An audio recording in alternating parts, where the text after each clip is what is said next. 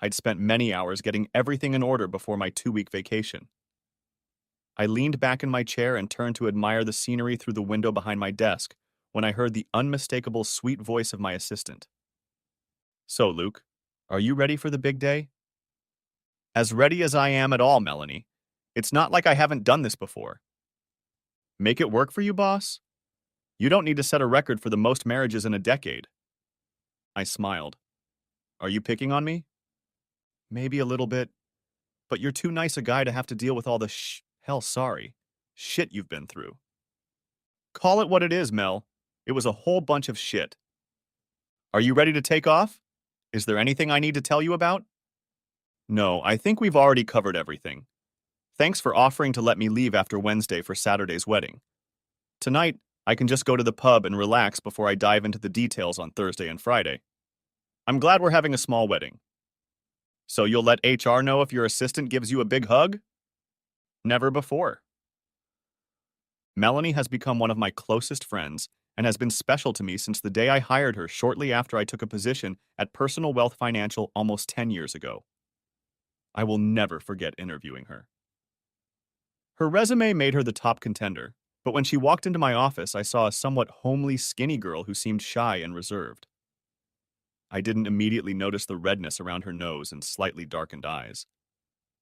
The poor girl was sick as a dog, but still struggled to get through the interview. I was impressed enough to invite her for a second interview. It was then that I met a real dynamo with an overflowing personality. Admittedly, she was not attractive in appearance. She was skinny as a rail and seemed to lack the butt to hold up her pants. Nevertheless, I learned that she was full of self-confidence and personality and radiated a beauty that could have been taught by the most beautiful girls I knew. Her husband was a lucky man. Next chapter. I decided to relax for a few hours at my favorite pub near my home in Kirkland, Washington, and grab a light dinner. Kaylee, the bartender, has filled many roles for me over the years. Her beautiful red hair framed the stern face of the woman who was my second mom, confidant, counselor, and caring friend. As a young woman, I'm sure she was quite attractive, but a hard life and smoking took its toll on her features in her late 40s. But to me, she was a lovely person.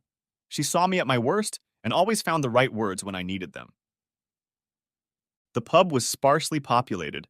There was the familiar smell of fried food and the atmosphere of soothing raw emotion.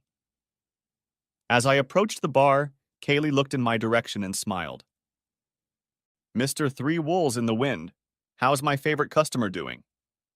Better than I deserve, Kaylee. Are you still chained to that man of yours, or are you ready to run away with me? What, and ruin the wedding day this Saturday for your beautiful bride? The usual, Luke? Yes.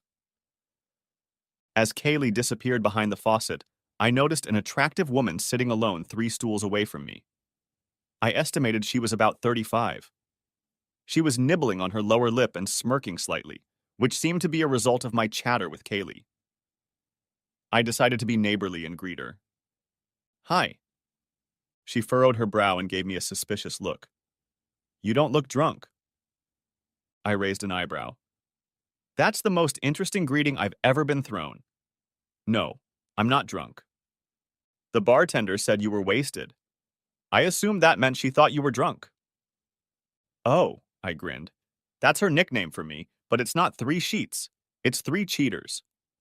Great. Another guy who can't keep it in his pants. She seemed to bite her lip a little harder, and the frown on her face said it was personal to her. Just as I was about to speak, Kaylee put my beer in front of me and came to my rescue. Lady, Luke is one of the sweetest and most loyal men I've ever met. He wasn't a cheater. Sadness darkened her face and her lips quivered. I'm sorry. I was sure tears were about to come, so I nervously held out my hand for a greeting, hoping to avoid the emotional flood that seemed inevitable. No problem. I'm Luke. She reached out to me in a quick, frantic handshake, as if she was afraid of human contact. No, I'm sorry. I guess you can call me Deceived Too Many Times to Count, or Linda for short. Nice to meet you, Linda for short. Excuse me? Sore subject? Her mood brightened considerably after my stupid joke. I hate making women cry, and the change in her mood was a welcome development. Yes, definitely a sore subject, but something tells me there's quite a story behind your three chowder experience. I guess, but I'm not sure you want to hear about it. Go ahead, Luke. Tell her your story, Kaylee interjected. It's fascinating. Linda faked a pout. Please? You two aren't leaving me any choice, are you? No, they replied in unison. All right, all right. Let's see. Where do I start? Harper. Life doesn't always work out the way we expect it to. I realized my marriage was over long before my first anniversary.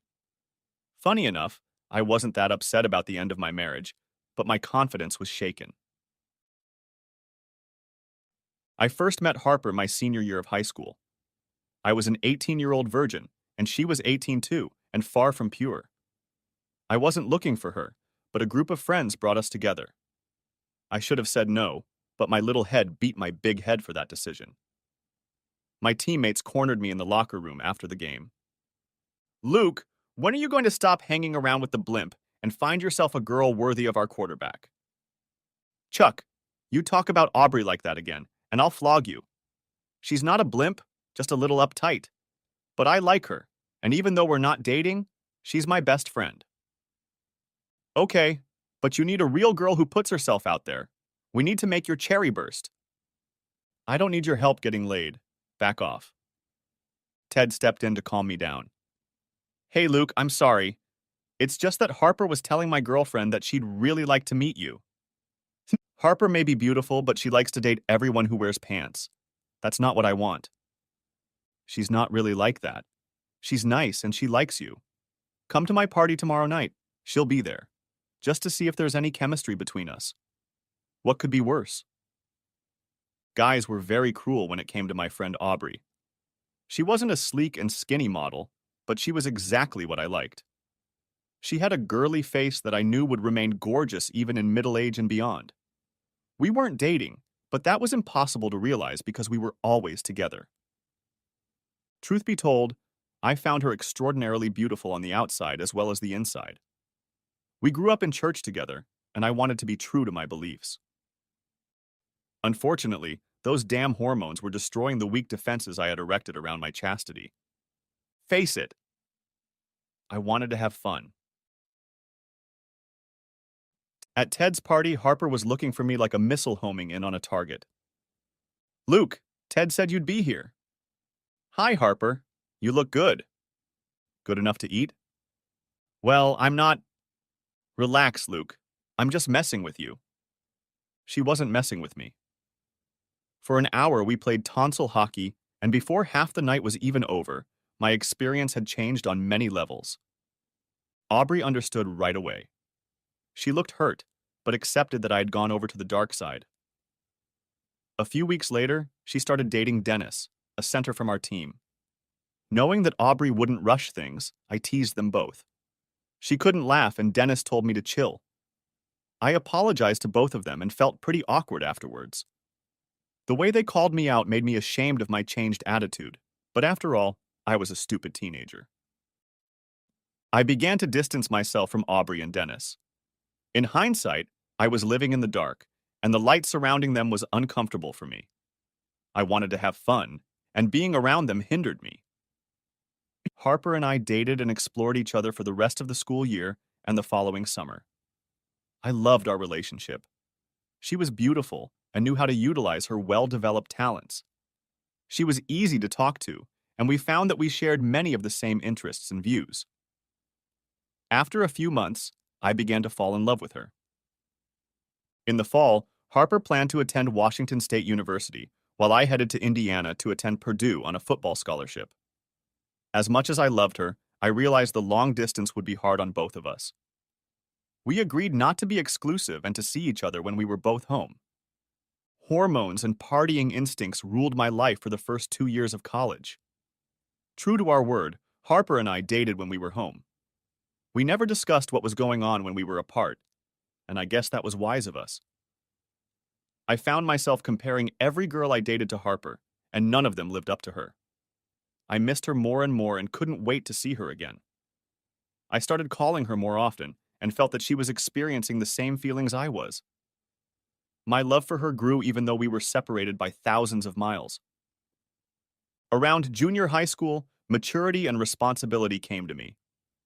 The values I had been taught as a child swamped my consciousness, and I grew tired of the emptiness that seemed to be a part of my cluttered lifestyle.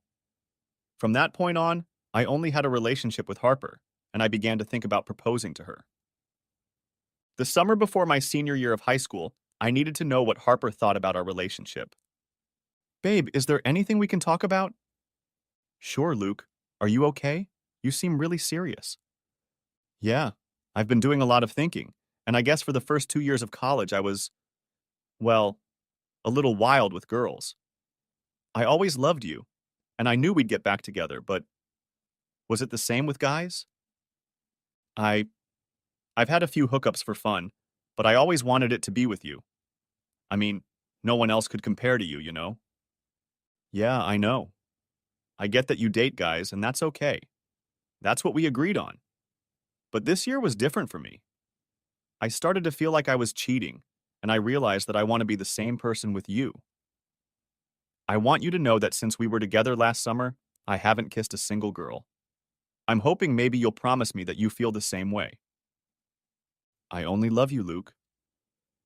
I want to spend the rest of my life with you. And you, I mean, will you marry me?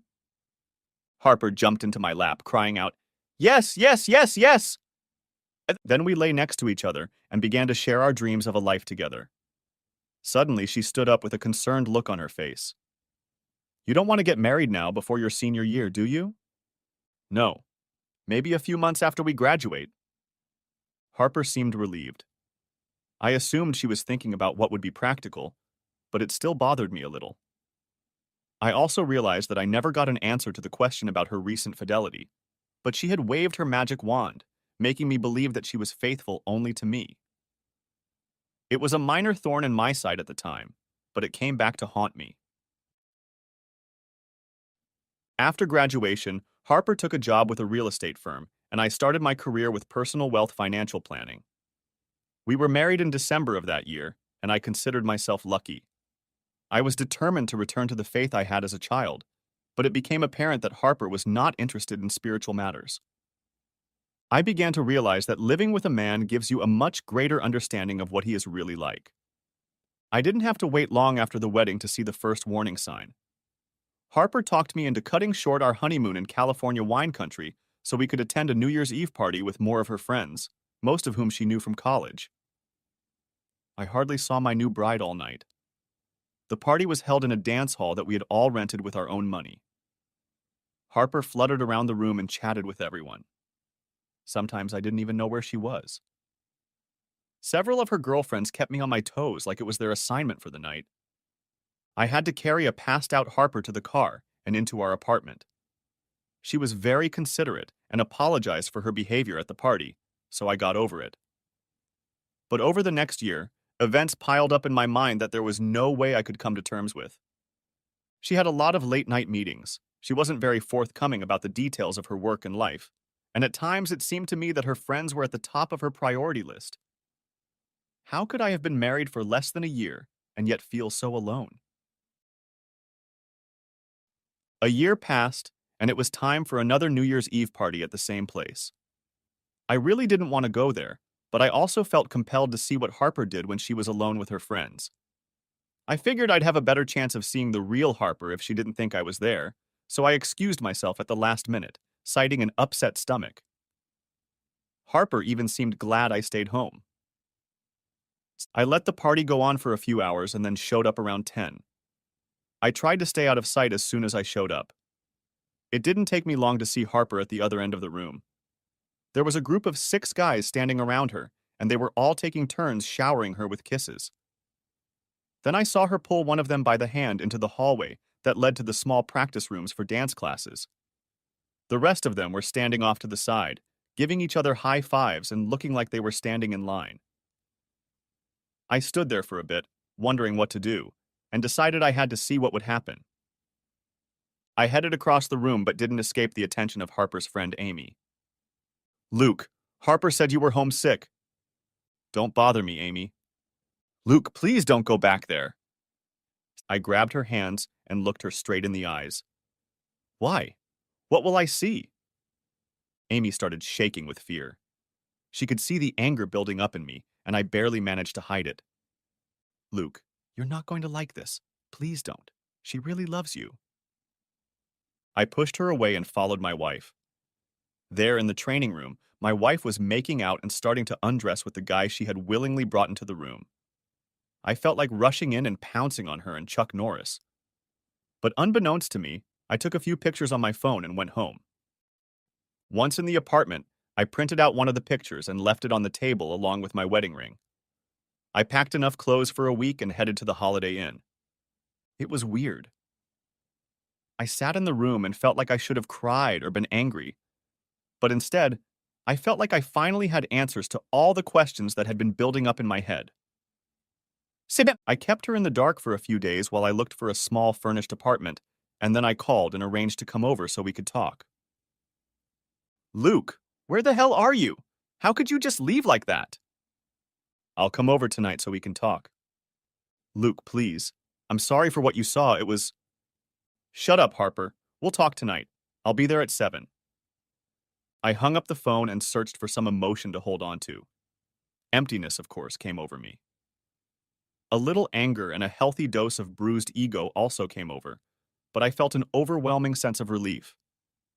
Sure, I'd spent a little over a year on it. Somehow discovering the real Harper justified my growing suspicions. Our relationship had never really been right. My thoughts returned to a conversation that had taken place between my father and me years ago.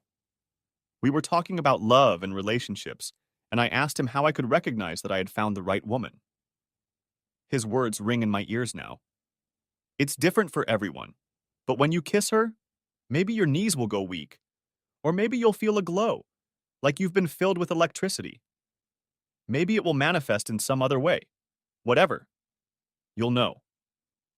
I couldn't remember feeling a similar affirmation with Haley, but I realized now that it was a purely physical feeling. I'd never felt the real connection my dad was talking about.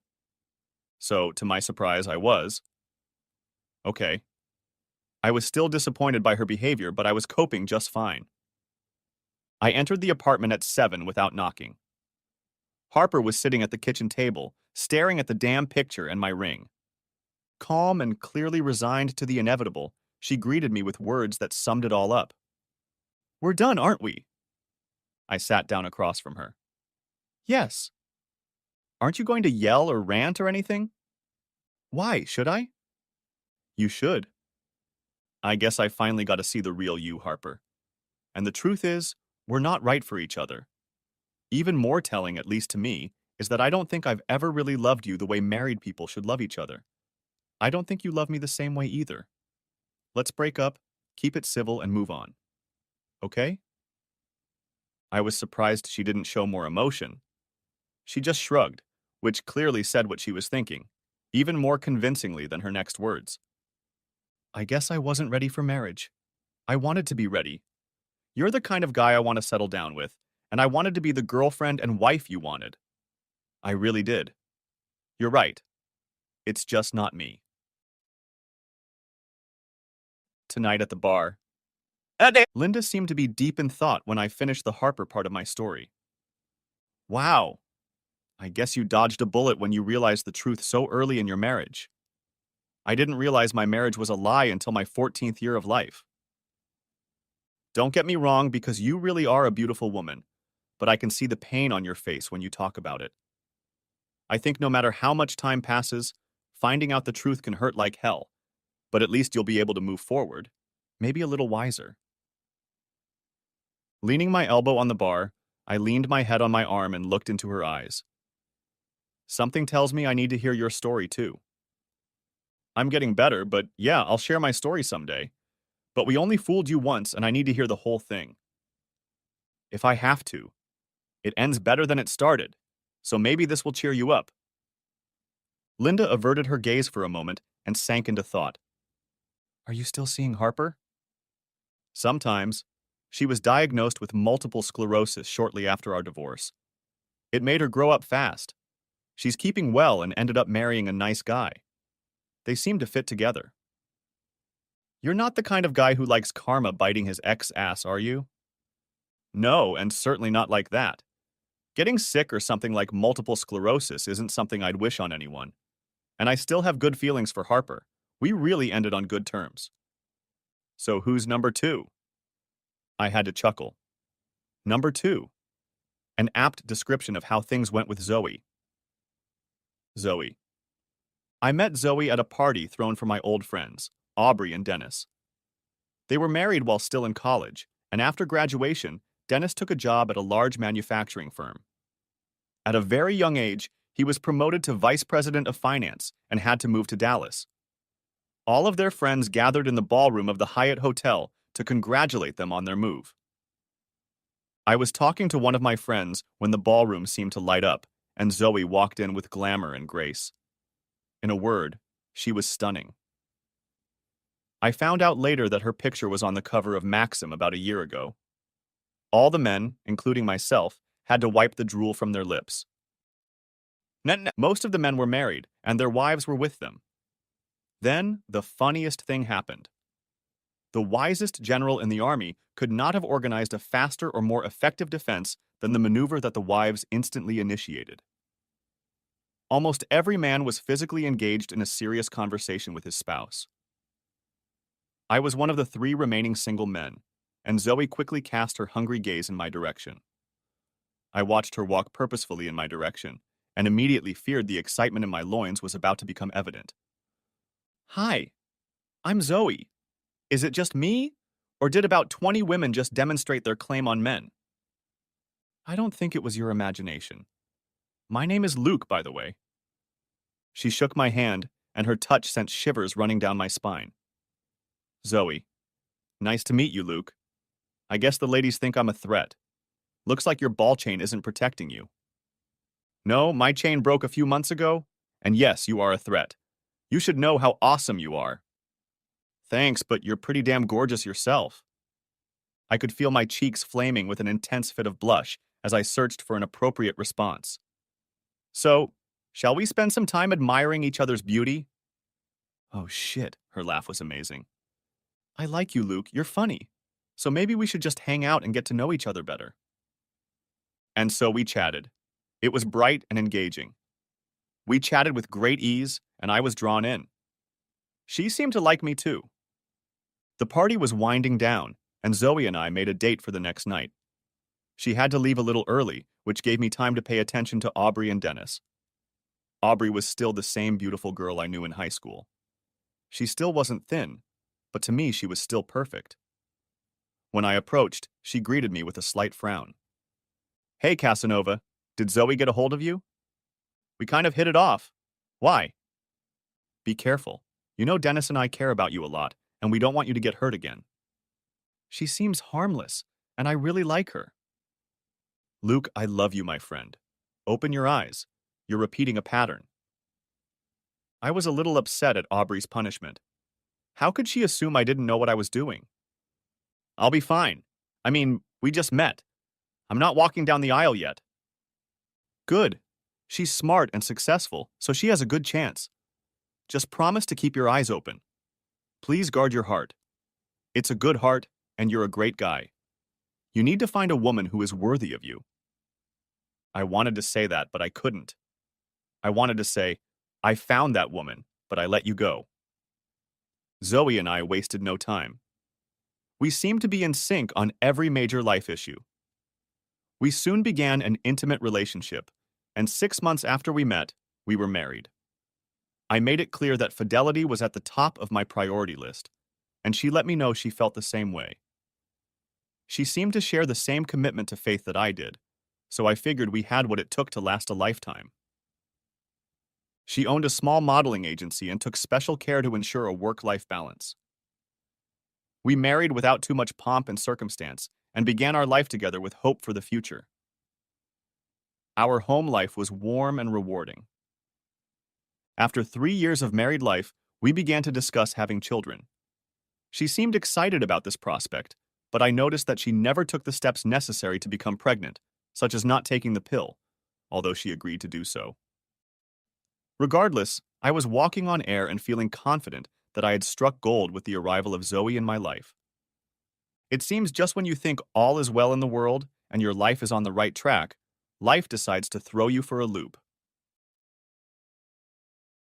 It was a dark and rainy Monday when I faced one of the worst days of my life. Aubrey called my office early in the morning. She rarely called me at work, and I could tell from her voice that something was wrong. Aubrey, what's going on? I don't want you to worry, but I wanted you to know. Dennis has Dennis has leukemia. Oh my God, did you just find out? Just got back from the doctor's office. He said there's a lot that can be done now. I hope he's right. Are you okay? She sighed, and I heard her pull herself together. Yes, the doctor seemed optimistic. It's an unexpected shock, of course. He's been a bit tired lately, but we didn't think he'd be this tired. But you know Dennis. He pretends to be chipper, but I can see right through his game. Keep us in your thoughts, okay? She tried to sound reassuring, but I knew my friend too well. She was hiding intense fear and a severe wave of depression. I wanted to be next to her and hug both of my friends, but it didn't happen. We usually talked on the phone about once a month, and from now on I decided to increase the phone calls to at least weekly. She was thousands of miles away from me, but my friend needed me. Our conversation broke down and depression swept over me. I felt like I was drowning in an ocean of anxiety as I looked out my office window at the bleak, rainy landscape. I was dealing with this news when another good friend, my personal assistant Melanie, quietly walked into my office and closed the door. Her face flushed. Her eyes were red as if she'd been crying. And from the look on her face, I assumed she'd heard about Dennis and Aubrey. I was wrong. Luke, you know I love you and would never wish you harm, right? Mel, you're scaring me. What's the matter? I've been worried about this all weekend, but you should know. On Saturday, my husband and I had dinner and went dancing to celebrate our anniversary. We went to a jazz club downtown, and she started to cry. My mind was racing, trying to guess what she was going to tell me. And then it hit me. Zoe was supposed to be at a meeting with her partners in Portland on Saturday, and she was staying the night. What, Mel? Your wife was there with some guy and well, I took some pictures. Oh God, I'm so sorry, Luke. The pictures were pretty clear. The caresses under the table, the warm-up on the dance floor, and the kisses were clearly captured. My tears flowed like Snoqualmie Falls. First, Dennis and Aubrey's horrible news tore at my emotions, and now Zoe had betrayed me. Melanie smothered me with hugs and apologies. I managed to calm down and thanked her for the story and apologized for Zoe ruining their weekend. Mel forwarded the pictures to me, and I printed out the most graphic ones to use that evening. I recognized the guy as one of the models Zoe ran. On the way home, I stopped by the pub to build up my courage for the confrontation. Kaylee did a great job of helping me calm down. A couple of my friends from my football days were also there. I didn't know it at the time, but two of them had devised a plan to teach Zoe's lover a lesson. I found out later that they tracked him down and almost destroyed him. I wished they hadn't done it, and at the same time, I felt guilty for secretly being excited about it. The wait for Zoe to come home seemed like an eternity. My stomach was rumbling. My mind constantly switched between anger, hatred, regret, thoughts of forgiveness, and pain. When she finally walked in, I was sitting at the dining room table with my exhibits ready. She walked into the room cheerful and sweet. Hi, baby. She came up to me to kiss me, but I pushed her away. Sit down, now. She sat down so fast she almost hit the chair. Luke, why are you talking to me like that? I don't know. I put one by one the pictures on the table. Maybe I should be talking to you some other way? She looked at the first one and immediately turned white. Her tears were flowing freely, and even a day earlier would have melted me. Now, however, they were just pissing me off. So what part of faithful didn't you understand? Luke, What? What are you going to say? It's just sex? It doesn't mean anything? Is it just me you love? What can you say that will make you twist away? Please don't hate me. Take a few days and chill out. I'll never. Never what? Never do that again? How often have you done it with this guy? And with other guys? I can't believe you'd betray me like that, especially knowing how Haley cheated on me. You just don't understand a woman like me. Understand? My rage boiled over. I pulled her face to mine and screamed at the full capacity of my lungs. I understand exactly what you are. I'd call you a pig, but that's an insult to pigs. You fooled me, didn't you? I'm sure you and your boy enjoyed talking about me while he was stealing you from me. I roughly pushed her away because I was afraid of what I might do. I could see the fear in her eyes, and it both pleased and frightened me at the same time. I couldn't look at her face anymore, so I turned my back to her to gather my strength and speak more calmly. I guess I'll never understand a liar or a cheater. You really did deceive me. You betrayed me and everything I thought we had. Damn. I didn't think I could be hurt so badly, but congratulations. You've managed to destroy me. I think I've realized who you are, and I know for a fact that I'll never be able to trust you again. I tried to calm my anger for a few moments as she cried quietly. I want you out of this house tonight. My attorney is preparing the divorce papers right now. The prenup is in effect since you managed to screw it up. You have half an hour to clean up, and we'll talk about how you get the rest of your stuff over text. I started to walk away and she was still sobbing. I didn't really care. Luke, please. I only love you. Please don't. I pulled Zoe against me, looking down at the floor. Love? I don't love you anymore. I look at you and all I see is ugliness and absolutely none of what I need. And don't you dare say you love me. Love doesn't do what you did to me. You only love yourself. Now get out of here before I get back, and tell your boyfriend to run. Fast and far away. Back to the bar. Linda hesitantly voiced her opinion. Your reaction was stronger than I would have guessed. Despite having just met you, I got the impression you were a kinder and gentler person.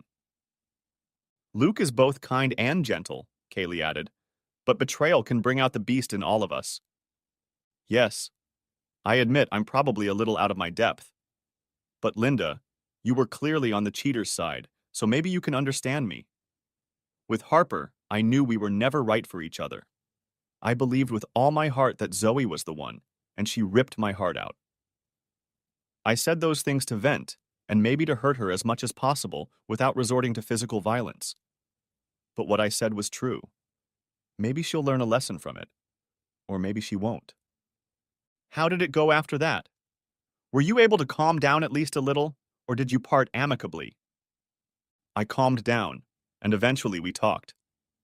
If she had just made a mistake, I think I would have tried to save our marriage.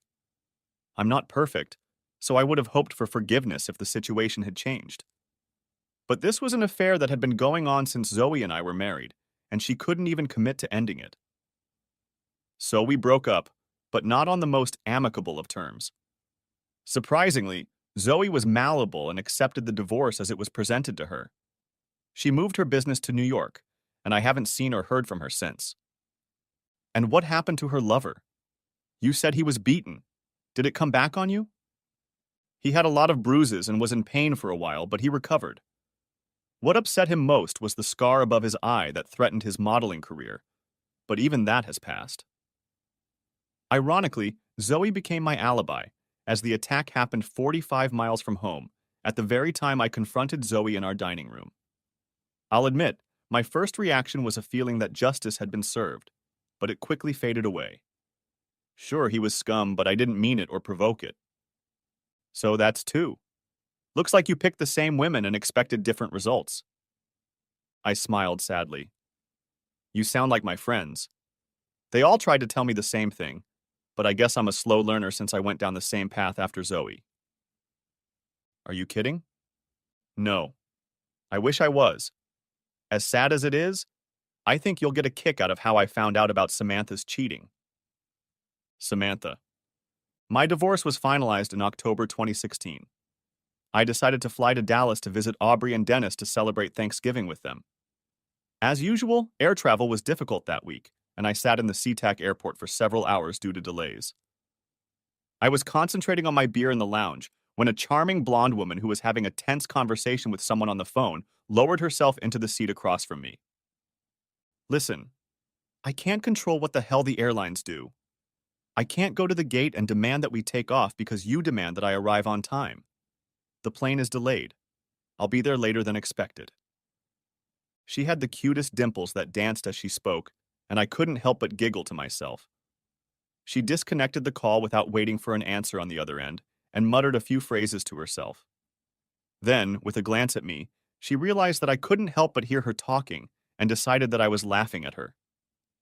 Are you laughing at me, asshole? Oh God, no. I'm sorry it came across that way. I didn't mean to hear you. Then what are you laughing at? I squirmed and decided it was better to be honest. I hope this doesn't piss you off, but, well, I've noticed that you have amazing, beautiful dimples that dance across your face when you're arguing with someone.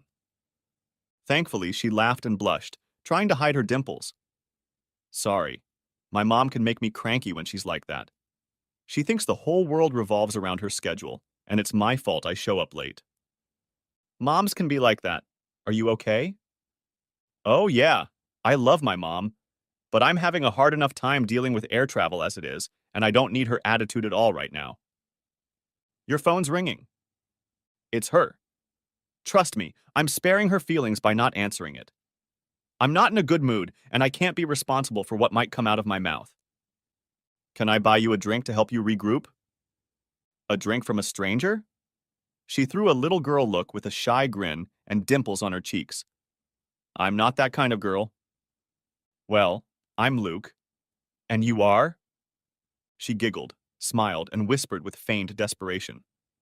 I'm Samantha, or Sam to my friends. See? Now we're not strangers. What would you like to drink, Sam?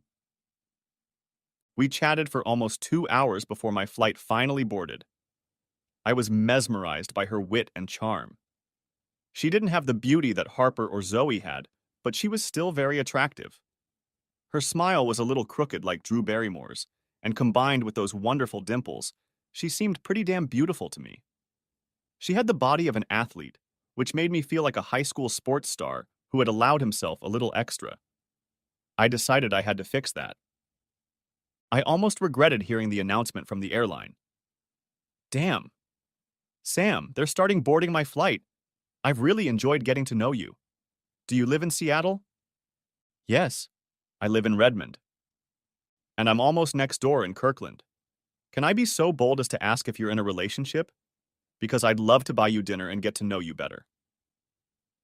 My opinion of how cute she was further reinforced when she wrinkled her nose. Wow, you move fast, but you're pretty cute, so... Okay, give me your cell phone.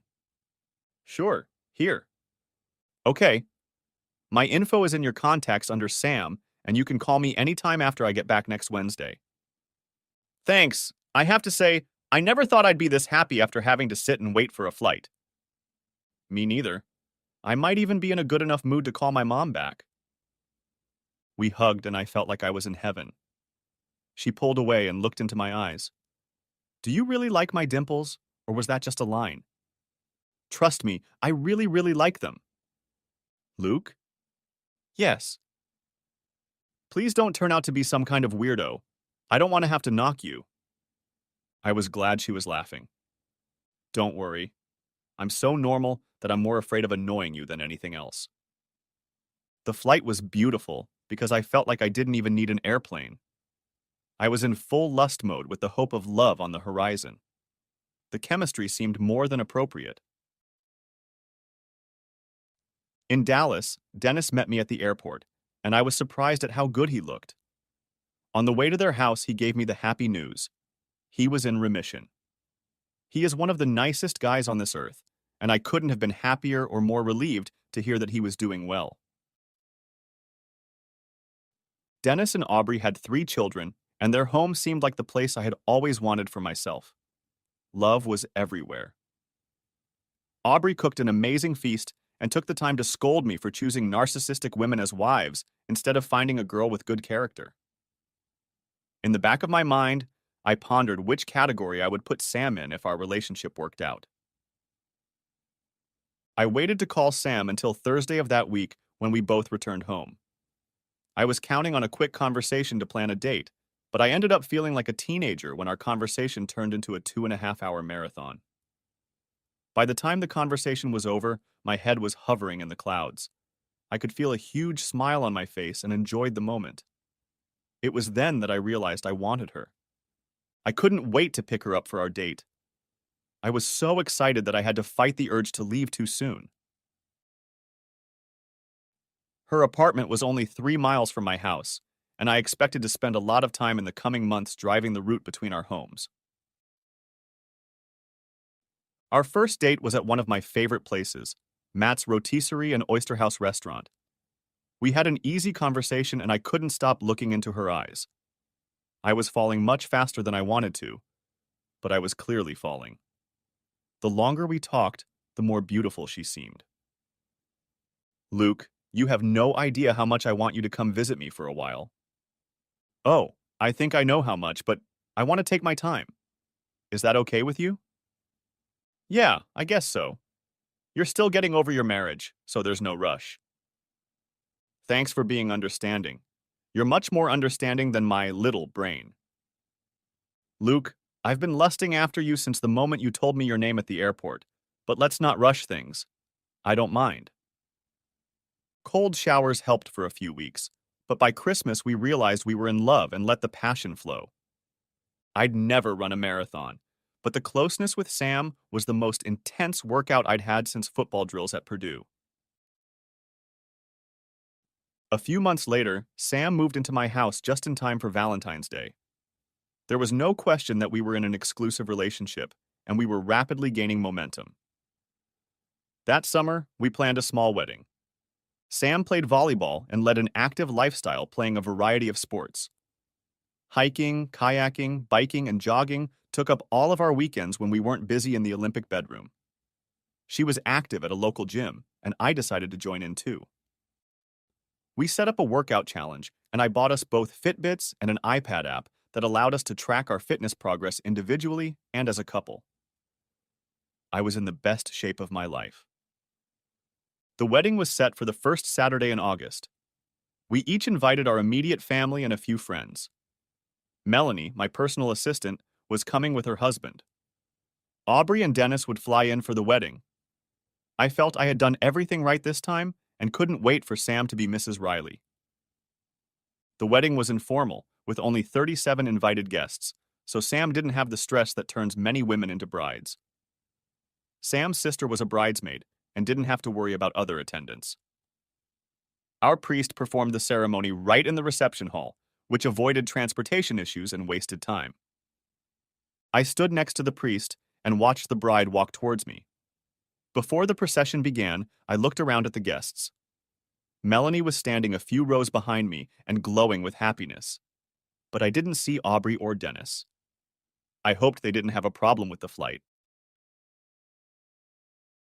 We said yes, kissed, and started the party. The longer the reception went on, the more worried I became that I didn't see Aubrey and Dennis. About 2 hours into the reception, I felt my phone buzz with an incoming message. Luke, I'm sorry we missed your special day. I didn't want you to worry or ruin your holiday, but Dennis has been diagnosed with cancer again. He went into the hospital yesterday. Don't worry about it. We're fine, but I'm sorry I wasn't there for you. Call me when you get back from your honeymoon. I told Sam about it, and she agreed that I needed to call Aubrey right away. I did, and she tried to reassure me that everything would be okay, but we knew each other too well. Dennis was in trouble, and she didn't hide well how scared she was. Sam and I honeymooned in Hawaii, and I tried my best not to dwell on the difficulties Dennis and Aubrey were facing alone. All in all, it was a great trip, and I was comforted by Sam's understanding and attention to my emotional needs, in addition to her considerable skill in satisfying my physical desires.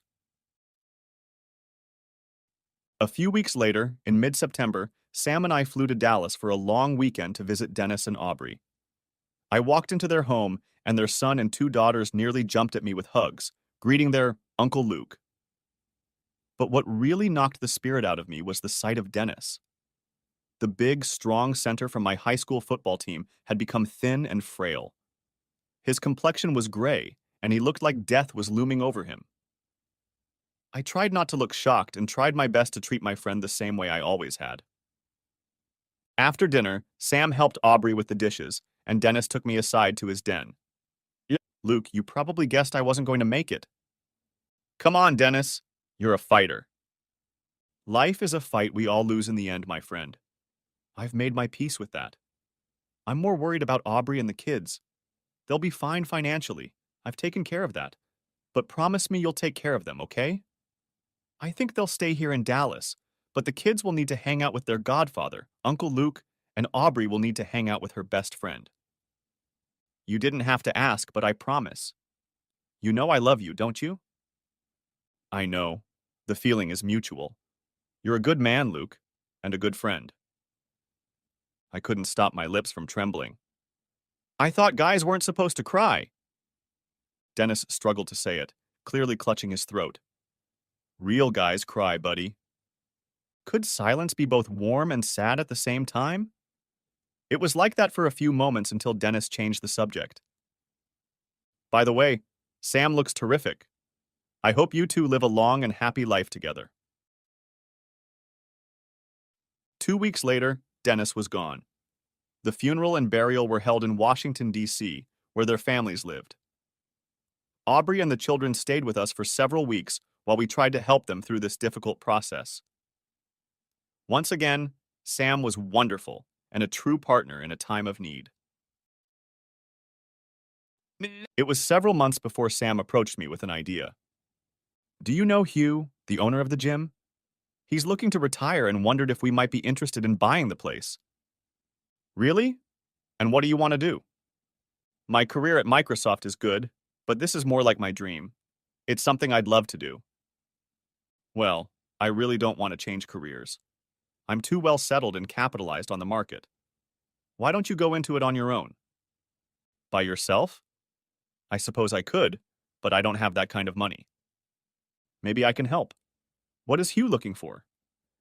I have enough money to pay for the business, but he also wants to sell me the building. That's $2 million I don't have and am unlikely to raise.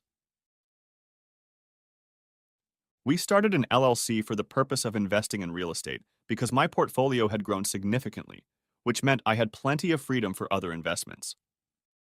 Our accountant and lawyer drew up the agreements, and our new businesses started up smoothly. The night the paperwork was finalized, I was showered with kisses, and we celebrated wildly all weekend. Microsoft asked Sam to stay on as a consultant at a solid hourly rate. We discussed the pros and cons, but both of us realized that the extra income would make her financial situation very easy. It didn't take long to realize that the new business would be a tremendous success. Owning the business and working for Microsoft, which included occasional travel, put a great strain on Sam. She had plenty of energy, but I had to work out at the gym if she needed to go out of town. Nevertheless, we were happy and even started making plans to start a family. Sam thought it would work out if she eventually gave up her job at Microsoft. Right after our first anniversary, Sam had to travel to Atlanta for 3 days to support software development. As usual, we talked every night and shared details of our days. On the second evening of the trip, she called just after 3 p.m. West Coast time, or 6 p.m. Atlanta time. Hey, Sam, how was your day? Wonderful. We got a lot done, but there's still a lot to do. I can't talk long as some of the team members are getting ready to continue their work over dinner. Can I do that tomorrow? Of course. I'll be heading to the gym tonight to check on things, so I can go and see how the staff is holding up. Sounds good. Love you, babe. Love you too. I headed to the gym and decided to work out before I went to check on things in the office. Satisfied that everything was going well, I stayed to close the door at 9. I was tempted to call Sam, but it was past midnight in her time zone, and I was sure she'd had a long day. I showered and decided to pass the time by playing a game on my iPad. The Fitbit app caught my eye, and I decided to see what my progress looked like. I opened the app and felt the blood rush from my body. My gut twisted in pain as I saw the evidence that my life was falling apart. Sam worked out. Her Fitbit was active. Why would she be exercising at almost 1 o'clock in the morning her time? The more I watched, the more I recognized the pattern and immediately realized what she was doing. I had to call her. On the first try, her phone rang until it went to voicemail. She had a distinctive ringtone for me, so she had to know who was calling. I tried several times, but the call still went to voicemail. Finally, on the fifth try, Sam answered. Babe, is everything okay? No, I'm not okay. Are you hurt? In the hospital or something? Wounded? Yes, I've been hurt pretty badly. Oh no. What happened? What's his name? Whose name? What are you talking about? The guy you're having fun with. What's his name? What are you talking about? I don't. Tell me, Sam, why? Luke, how, are you here? Are you going to answer my question? Oh, shit. How do you know? Next time you're having fun with someone other than your husband, take off your damn Fitbit. I disconnected the call, turned off my phone, and threw it across the room. Sleep was not an option. I went for a walk to try and cool down, but instead I walked for miles, crying my eyes out. This wasn't supposed to happen. Not this. How could I keep dating wives who couldn't stay faithful? I came home with a plan to fulfill. We kept our household separate, but we had a few joint accounts and credit cards for household expenses. I went to the computer and transferred all the money into one of my accounts and closed what money I could online. Late that night, I sent an email to my law firm asking to schedule an appointment with a divorce attorney as soon as possible. The next day, I took time off from work to get my affairs in order. I had my divorce papers and prenuptial agreement ready to go. I met with my accountant and attorney to begin the process of paying back Sam's gym loan, since there was a clause in the loan documents that allowed me to claim the full amount of the loan with 60 days' notice. How could I have been such an idiot? How had she managed to fool me? All my insides ached, and I wanted her to experience that pain and more. The vengeful fool in me wanted to ruin her. I hadn't spoken to Sam since that incident, so I didn't know what her plans were for coming home. It didn't help that the dropped phone had ruined the little suction cup, and I had to buy a new one. I immediately blocked Sam's number. I needed a friend, so I called Aubrey. She calmed me down and begged me to be less vindictive. She was my conscience when I didn't want her to be, but I promised her I would try. I thought about stopping by the pub, but if Sam kept to her original travel schedule, she'd be back soon. I wanted to get this confrontation over with as soon as possible and hoped I'd get home before she did. But I was out of luck. I walked in on a sobbing Sam. She ran up and tried to hug me, but I pushed her away. Don't touch me, Sam. Oh, please, oh God, I'm so sorry. Please forgive me. I'm sorry, it's not going to happen. Don't leave me, please. I don't want to lose you. Lose me? No, you left us. Luke, please, I was stupid. I thought. Thought? Thought what? That you'd get away with it? Or that I wouldn't mind? Or did your brain tell you that it didn't matter if you broke our vows? Or that you could deal with the consequences? Or that you could disrespect me when you slept with me, and it wouldn't make a difference? What about the thought that the risk of killing my love for you and tearing my heart out is worth the risk? You didn't think. Or maybe you thought there was a better lover for you. Is that so? No, no. Then what foolish thought came into your head? Come, give me your excuse. It wasn't an excuse, all right? It was just stupid recreational. Recreational? You've got to be kidding me. How often do you engage in recreational fun, huh? Do you have fun with the guys at the gym? Taking trains in the women's restroom? I can't understand how you could even come up with a reason like that. I just thought. Again, you're trying to tell me you've thought it through. If you can't do without it for 2 or 3 days, then you're not in control of yourself. Please, Luke, help us forget about this. Let me summarize, darling. You allowed another man, who you still haven't named, to have an intimate relationship with you that belongs to you and me alone. And don't give me that it's your body that you can do whatever you want with. It's yours and mine. Renounce all others until death do us part. Remember? Well, there was death. Our marriage died as soon as he got you into bed. She moaned. I wanted to savor her pain, but it was killing me too. Pull yourself together. Shut up and listen. You're going to be served with divorce papers in the next few days. No, no, please, not the divorce. Help me do this. Listen, damn it. The terms of the prenuptial agreement related to cheating are in effect. You won't get much. I'm also applying for a loan. The principal amount is just over $350,000. You'll have 60 days to pay it off or you'll lose the gym. No, Luke, you'll bankrupt me. I said shut up and listen. I won't claim the loan if you sign the divorce. You resist, then I'll take everything. I don't care about the money or the gym. I just want you. Please, let's work this out. No, Sam. You knew about my painful history with cheating wives. You swore you wouldn't do that to me, and yet a year later you did exactly that. I'll never trust you again, especially when you show so little respect for me, knowing what it would do to me. Damn it, Luke. I made a big mistake. I'm not perfect, but neither are you. Are you telling me you never wanted to date another woman? I fought my composure to stay calm. I bit my lips so hard I could taste blood. Yeah, I'm not perfect. We all have fantasies. The difference is that you acted on them. I would never do that. Please. Stop begging. It makes me sick. But we were planning a family. What? Do you really think I want my children to have a mother who thinks the way you obviously think? I want to have good, decent, moral, loving children who will make this world a better place. I don't want their lives to be affected by a man who can do what you did. She started wailing again, and I really didn't want to listen to her. I left and told her I would be back in a day or two when we had both calmed down. It was hard to leave the shattered woman I loved sobbing uncontrollably on the floor. At first, I hoped she felt as destroyed as I did, but I felt horrible guilt for leaving her. Besides, I needed to get out of there before I broke down. I didn't want her to see that. After a few days, I cooled down.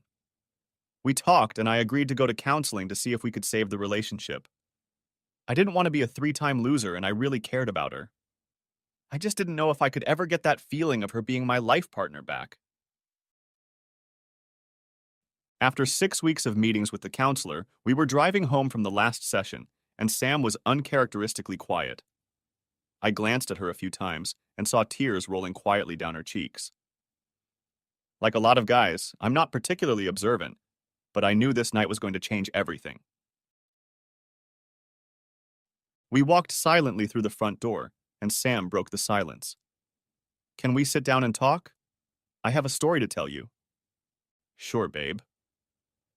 I assumed she had decided to sit next to me on the couch to avoid eye contact. Sam sighed heavily and, struggling for composure, began her story. When I was little, my dad and I were very close. I was his princess, and he was my hero, like a father should be. My sister and I would always snuggle up to him on the couch when we were watching a movie or just relaxing as a family after dinner. Even during my rebellious teenage years, my dad and I were close. When I was 16, I made a purity vow to him at our church that I would save myself from marriage. I didn't make that promise lightly. I took every word seriously. Our church held events like that when I was a kid. Yes, it was the order of the day then. Anyway, I started dating a guy from my Sunday school class. We dated for about a year, and he kept pushing me toward intimacy. On my 18th birthday, I gave in, and Pandora's box was opened. I know what you're like. Yeah. Anyway, one night the rest of the family had to leave for a banquet, and my boyfriend and I were left home alone. After about 15 minutes, we were already doing it. I looked up and saw my dad in the doorway looking at us. He was diabetic and had forgotten his insulin, so he had to go back to get it.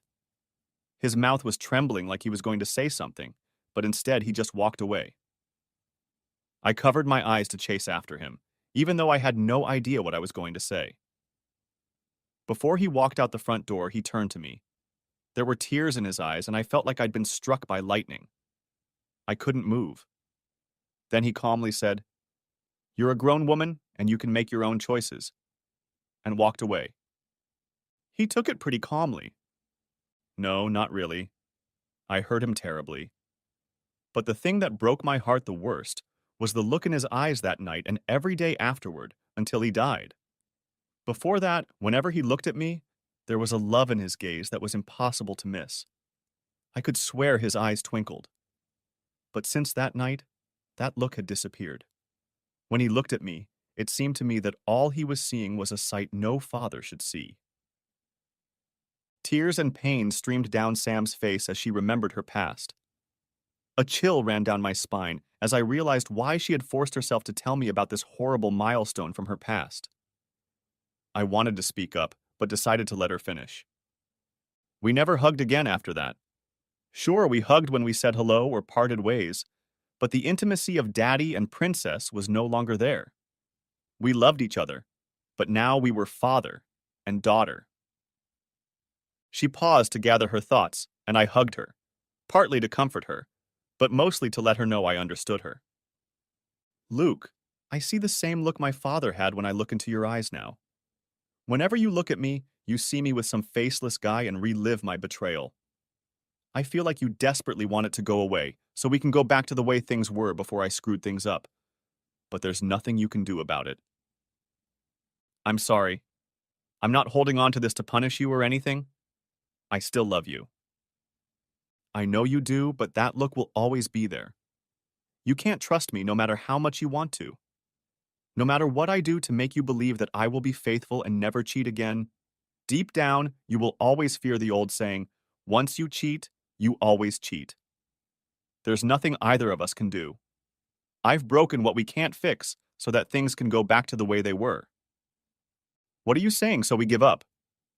I'm saying you deserve someone you can trust with all your heart, and I deserve to find someone who will look at me the way you used to before my stupidity. I'm saying we both need to move on separately. Back to the bar. Linda's emotions were at breaking point. Tears were streaming down her cheeks in a silent cry. I had a few of my own, just from reliving the nightmare. Leaving Sam at the house, I walked over to the pub. I walked in, and Kaylee realized everything just by looking at me. Kaylee wiped away tears as she recounted that evening. I noticed Luke walk in and I could see he was about to snap. I yelled to Pete to keep an eye on the bar and took Luke into the study. As soon as the door closed, he collapsed into my arms and burst into tears. Linda lowered her gaze to her beer. I know the feeling. I know that pain. Kaylee comforted me and talked to me for hours. Eventually, she made me laugh a little, and then she came up with a nickname for me. The Three Wind Tricks? Yes, Kaylee said. I told him that he'd get over it, and eventually he could just let go of the pain and let the wind carry it away, like he'd done 2 times before. He swore he would never be in that position again. I knew him too well to believe he would live alone, but I figured he needed time. Linda put her hand on mine with a slight smile on her face. But you look okay now. In fact, you look more than fine. You give me hope. I just moved here for a fresh start, and fate seems to have brought us together, I think, so you can share your story with me. You look happy now. I finally realized that I was making the same mistake over and over again. It all started back in high school when I decided that image and confidence were more important than shared values and respect. I had the perfect woman, and I lost sight of her, never stopping to look for the wrong one. You were thinking about Aubrey. I closed my eyes and smiled. Oh yeah. It took a few months before I was ready to break up with Sam, but I knew the woman I needed and wanted was the one who had always been my best friend. So you went to Dallas and knocked her down? Kaylee grinned and slapped the bar lightly. You'd think he'd done something so simple, but no. Genius Luke managed to screw that up too. Thanks, Kaylee's mom. Linda's face lowered as if she were watching a tragedy unfold. You didn't go after Aubrey? Of course I went. but I followed her around because I didn't know if she was ready to go through Dennis's death on her own. We kept in touch, and I tried to figure out when the right moment would be to confess my love to her. Kaylee was my rock. I was ready to tell Kaylee that I had tickets to fly to Aubrey. Of course, I planned to knock her down when I got there. So what happened? 4 weeks ago, I woke up after a sleepless night. Actually, you probably can't wake up if you've never slept, but I woke up with a new sense of purpose. All night I tossed and turned until somewhere around 3 in the morning I made a decision. I was driving to Dallas to tell Aubrey how I felt. If everything went according to plan, I would come home engaged to the woman I had wanted for as long as I could remember. After making this decision, I couldn't sleep because I had to fight my fears and the excitement encompassing me. I was confused, but determined to find out if she felt the same way I did. It was Friday morning and I had some errands to run, so I went to the office and feverishly did what absolutely had to be done and managed to buy a plane ticket for the next day to get my ass to Dallas. The tasks took longer than I had bargained for, but by 4 o'clock in the afternoon I managed to finish my work, and I made it to the pub to tell Kaylee my plans. 3 cheats, Luke. You're early tonight. I know, and I won't be able to stay long, but I had to tell you that I finally decided to go to Aubrey's. I have to tell her. Well, you didn't. Look, I have to run and get ready. I want to stop by the jewelry store, so I'll be sure to show up with a ring in my hand. Luke, listen. Kaylee, thanks for your help. I couldn't. Luke, shut up and listen. I need to deliver these drinks, but if you shut up for a minute and turn around, I think you'll realize you don't need to go to Dallas. What? What do you mean? Look in the stall by the restrooms. I'll be right back.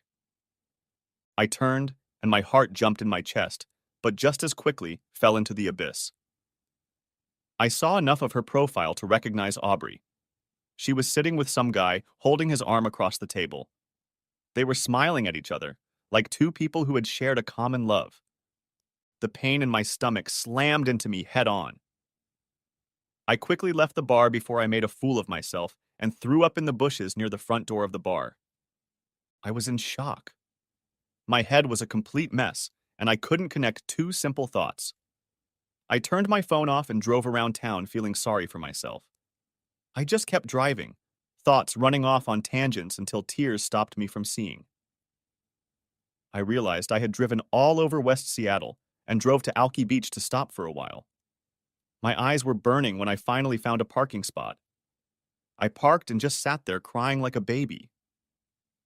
Finally pulling myself together, I walked out onto the sidewalk along the beach and just sat there watching the sun set over the water. All sorts of thoughts came into my head, but I couldn't concentrate and felt completely lost. It was about midnight before I was able to drive home. I showered, got dressed, and drove to the office around 1 a.m., hoping to occupy my mind with something else.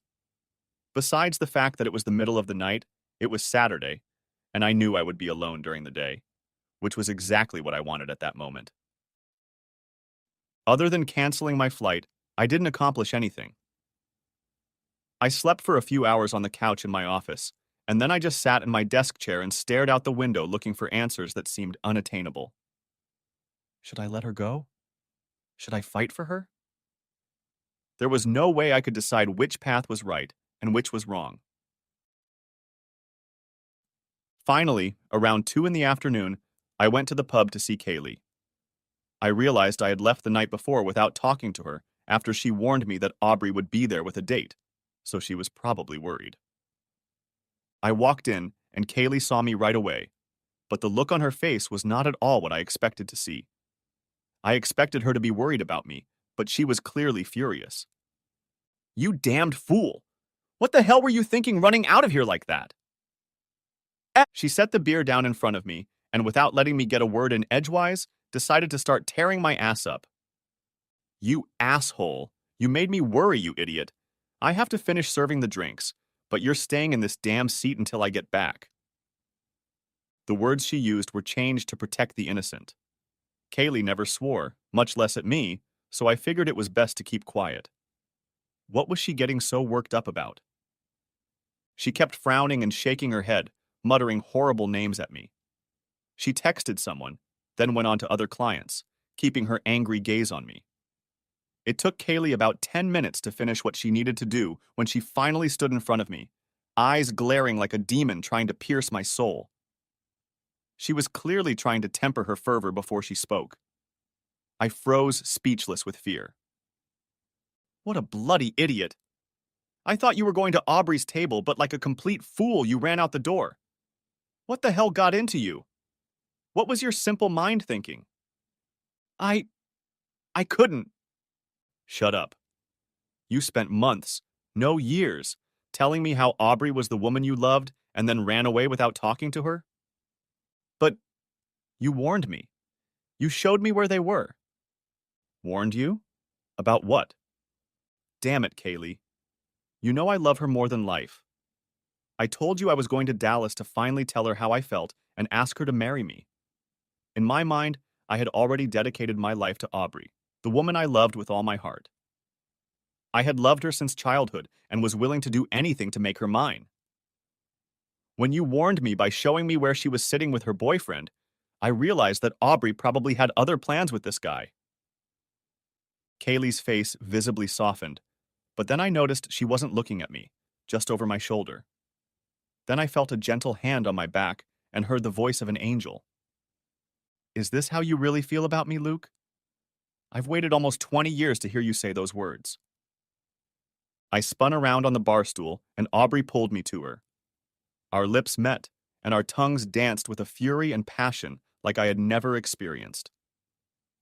I felt our hearts and minds merge into a single life bound by love. Our spirits soared into a new dimension, as if we could leave our bodies and look down on a heavenly connection.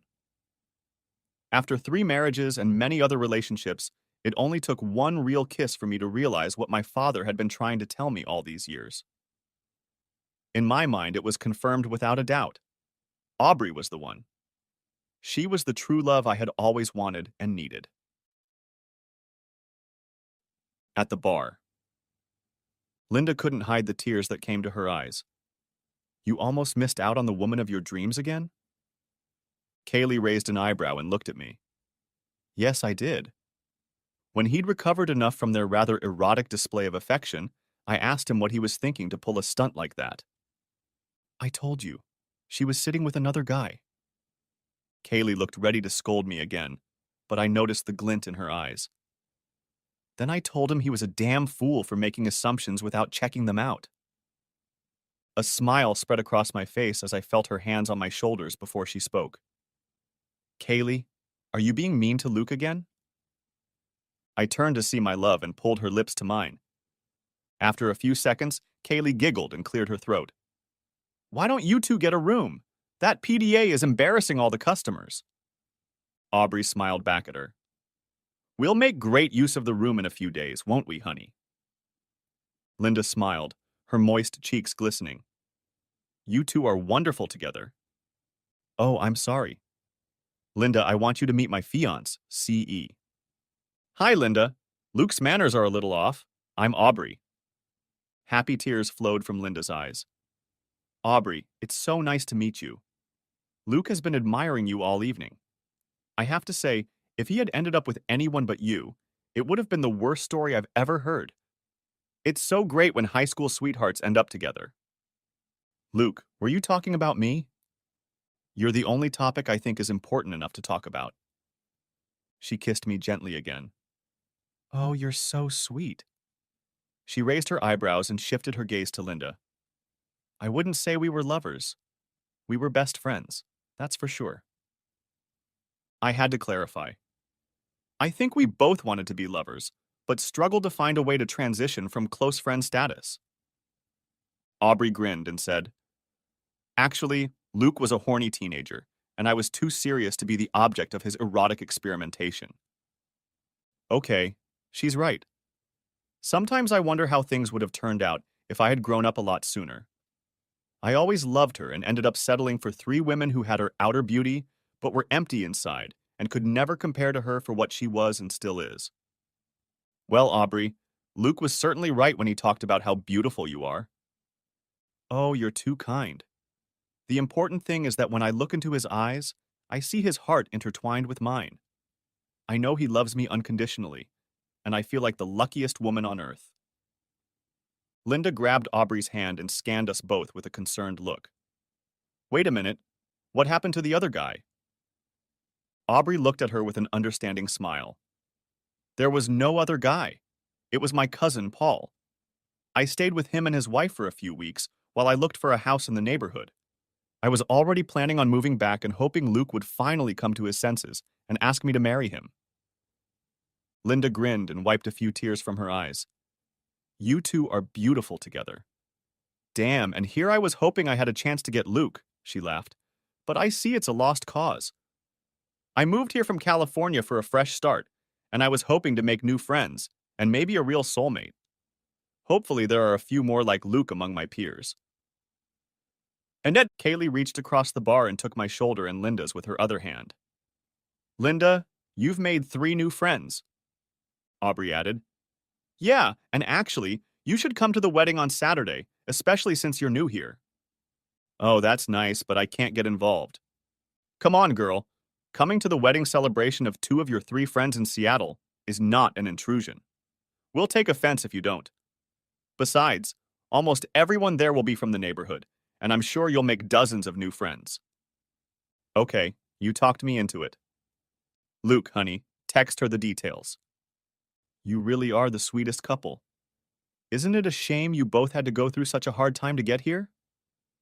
I can't speak for Luke, but I think he needed that experience to get himself in shape. As for me, I wouldn't trade anything for the time I spent with Dennis and the joy our 3 children gave me. I loved that man with everything I had. So if we wanted to start with Luke differently, it didn't matter, and in the end, it probably wouldn't have worked out. I think the timing was right, and God knows what he is doing. My love for Luke has never left me, and it is just as strong as my love for Dennis. I'm just lucky to have 2 wonderful men who have filled my life with love. That's so sweet. It's a real miracle that you 2 finally ended up together. It wasn't a miracle. It was a conspiracy, I said, as Aubrey rubbed my head and laughed. Kaylee and Aubrey set it all up behind my back. That's partly true, Kaylee added. When Luke and Sam broke up, I called Aubrey. Luke had already told her, but I told her that's not why I was calling. I asked her when they were both going to wake up and meet up. Aubrey chuckled, getting to the story. By then, Dennis had been gone for 11 months and I wasn't ready for a new relationship. I have to admit that a relationship with Luke was nothing new to me. But I wasn't ready, and I didn't think Luke would be ready either, since his last breakup was so fresh. Luke and I still talked at least once a week, and I could hear the anger and resentment in his voice. So I told Kaylee to get on with the healing process, since I knew Luke was here almost every night.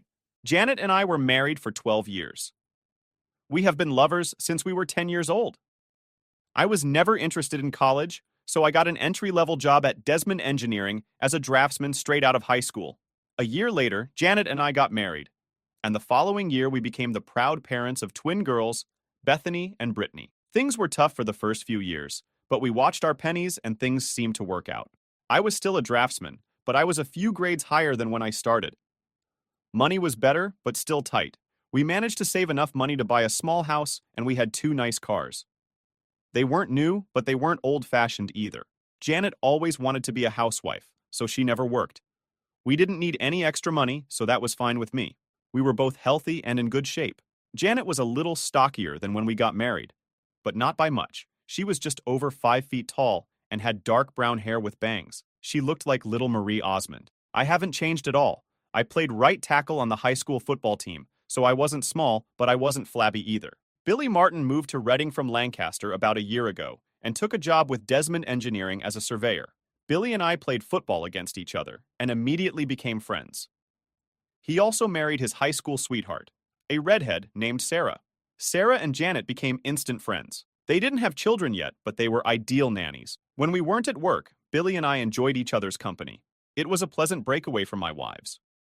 Of course, Janet and Sarah did the same. They went shopping together, went to parties and club meetings, and Billy and I watched the girls and TV. Sarah also took a job as a secretary at Gilbert Engineering, located just outside the city. I started noticing some things about 6 months ago. Previously, the PTA meeting was held once a month, but now it is once a week. Sarah didn't have children, but she always went to see Janet. The frequency of Tupperware and Magic Chef parties seemed to increase every month, but they never bought anything. They joined a book club, but never seemed to find time to read. On weekends, they spent hours shopping, but bought very little. Janet's collection of fashionable lingerie seemed to be growing, but I never got to enjoy any of it. It started eating me. I never mentioned anything to Billy because he didn't seem to care. I didn't want to cause problems if something happened. About an hour after I put the girls to bed, Janet came home from some kind of basket party. She took a shower before Sarah picked her up, and took another as soon as she got home. This seemed strange to me. While she was in the shower, I quickly checked the basket and found a set of black lace lingerie. Who would wear black lace lingerie to a basket party? I'm not in the habit of checking my wife's panties, but I did this tonight and found that the panties were wet and sticky. I put them in my pocket. Until tonight, I had never once rummaged through my wife's purse or wallet. The only thing I was really interested in was her cell phone. Apparently, she was pretty sure I wouldn't spy because she hadn't deleted a single call in the last week. The majority of calls were addressed to Sarah, but a large number of incoming and outgoing calls were addressed to KC, KH, and KW. Of course, I had no idea who they were, but I quickly realized that the C stood for cell, the H stood for home, and the W probably stood for work. I checked her address book, and Sarah also had 3 numbers listed: Sarah S, Sarah H, and Sarah W. I was amazed at how well organized my wife's phone was. I looked at Sarah's work number and noticed that it had an extension. I looked at KW's number, and it was the same number as Sarah, but with a different extension. It wasn't hard to guess that Janet was calling and receiving calls from someone who worked with Sarah. It was also easy to guess that Sarah must have been the one who introduced Janet, and the mysterious company, K. Gilbert. Engineering was now closed, so I took Janet's phone and called KW's number. Hello. You approach Ken Sanders' desk. I'm not at the table right now, but if you leave your name and phone number, I will contact you as soon as I can. I hung up immediately after the signal. It was too easy. John, are you going to bed? Janet simply poked her head around the doorway. I'm almost finished with this book. I'll get up as soon as I finish it if I don't fall asleep on the sofa. Of course, I had every intention of sleeping on the couch. It was a restless night. I kept trying to figure out what I did wrong or what I could have done differently. It was a terrible waste of time and mental effort. Every time I redirected my thoughts to what I should do, they kept coming back to what I should do. I kept looking at the clock, and it didn't move. All I knew for sure was that I was not going to take any blame for what happened or what was going to happen. I woke up to the sounds of my 2 little angels cooking breakfast. Janet encouraged them to take care of themselves rather than wait. It was a good idea, and it seemed to work. I was stretching and scratching myself when my wife entered the room. You better hurry up, John, or you'll be late for work. No problem. I'm not going to work today. Why? You never miss work. Too many personal problems? I yawned and trudged towards the bathroom. I needed a shower. Janet looked a little puzzled. When I returned, the girls had already left for school. I took a cup of coffee and sat down at the table opposite my wife. She looked at me reluctantly, as if expecting something, but not knowing what. Tell me about your novel. I didn't want to beat around the bush, but I almost knew she wasn't going to just open up and bare her soul. Be serious, John. Is that why you're moping? Do you really think I'm cheating on you? Yes. Now tell me about your novel.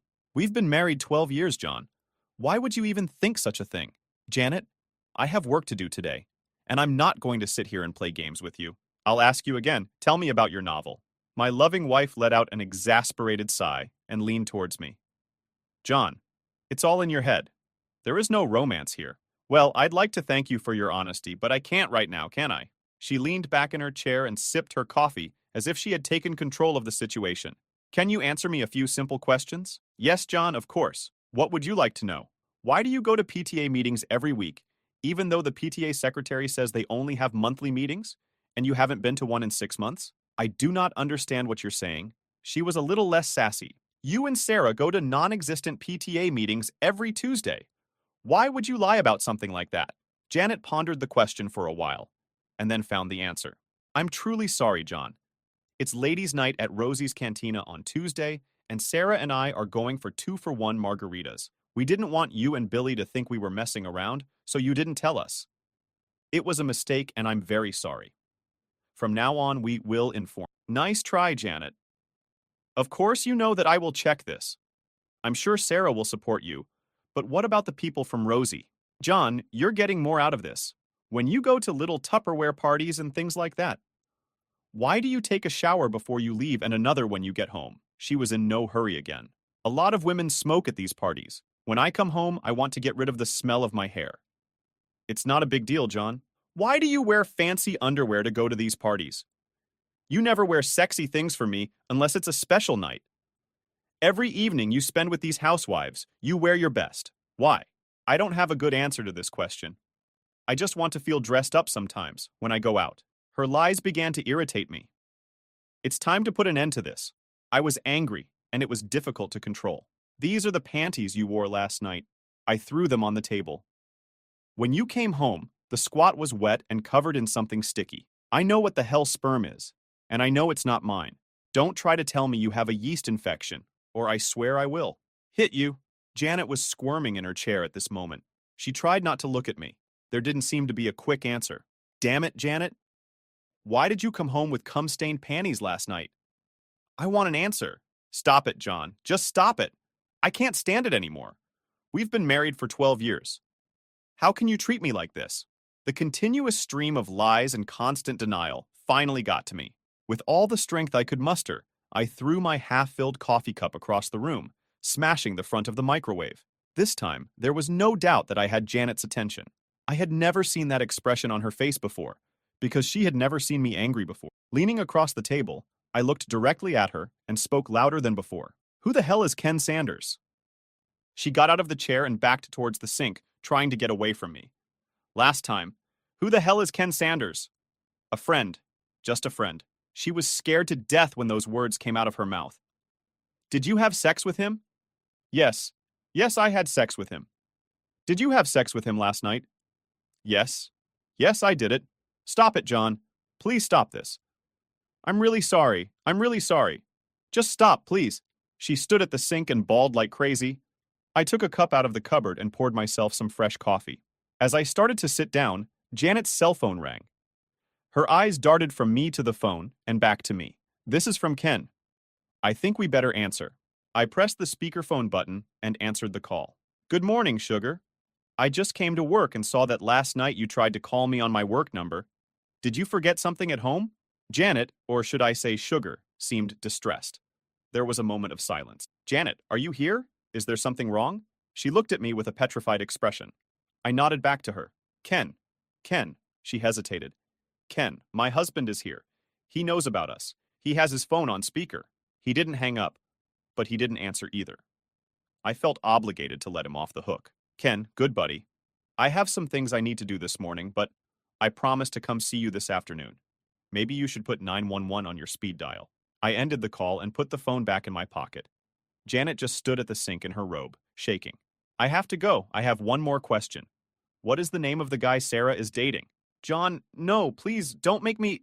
The second cup flew across the room and crashed into the tiled wall behind the sink. She jumped back and couldn't speak fast enough. Calvin Bostic. I'll be back this afternoon. Remove all your belongings before this time. My mom will stay with the girls until we make other arrangements. Anything you can't fit in your car, I'll get it for you. Let my mother know where you will be. Do not call me. She didn't move or say anything else as I walked out the door. Of course, I had no idea what to do next. I decided to go into the office and see Billy. I thought of him as a friend and felt that he should know what was going on. It was pretty easy to figure out that Sarah met Calvin at work and became friends with him. Ken was probably Calvin's friend, who needed a date. I may have simplified this a bit, but I thought it was close enough. Billy was not in the office. He was on the spot setting some bets or something like that. I called him on his cell phone. Billy, I don't want to bother you, but I have bad news. Is someone injured? Not yet, but they will. What the hell are you talking about, John? Janet and Sarah got themselves a couple of boyfriends. On all those nights when they had to go to meetings and Tupperware parties, they actually got together. You are sure? I don't believe you, John. Sounds like some kind of nonsense to me. Ask Sarah about a guy named Calvin Bostic. He works with her in Gilbert. I think she introduced Janet to another guy from there. Damn, are you sure? Damn it, John. I know Calvin Bostic. We were in the same graduating class. What about a guy named Ken Sanders? Yes, him too. Tall, skinny guy. Billy, I believe Janet is going to warn Sarah as soon as she can. Janet gave me a whole lot of crap this morning before I pinned her down. I'm sure you'll get the same from Sarah. Billy hung up and I went to HR to ask for a short leave. I didn't feel like working right now. It only took 10 minutes to transfer all the work I was doing to another draftsman. Around the same time, Janet's cell phone rang. Caller ID showed it was Sarah. Janet, what the hell is going on? Billy just called me. He arrives at the office. I think someone said something to him. I didn't answer her. Janet, are you here? Now is not the best time to play. Hi, Sarah. This is John. I had to borrow Janet's cell phone this morning. Mine was dead. What are you talking about, Sarah? What exactly did someone say to Billy? I couldn't help it. At that moment, I felt angry and disgusted. I'm so sorry, John. I thought I was calling Janet.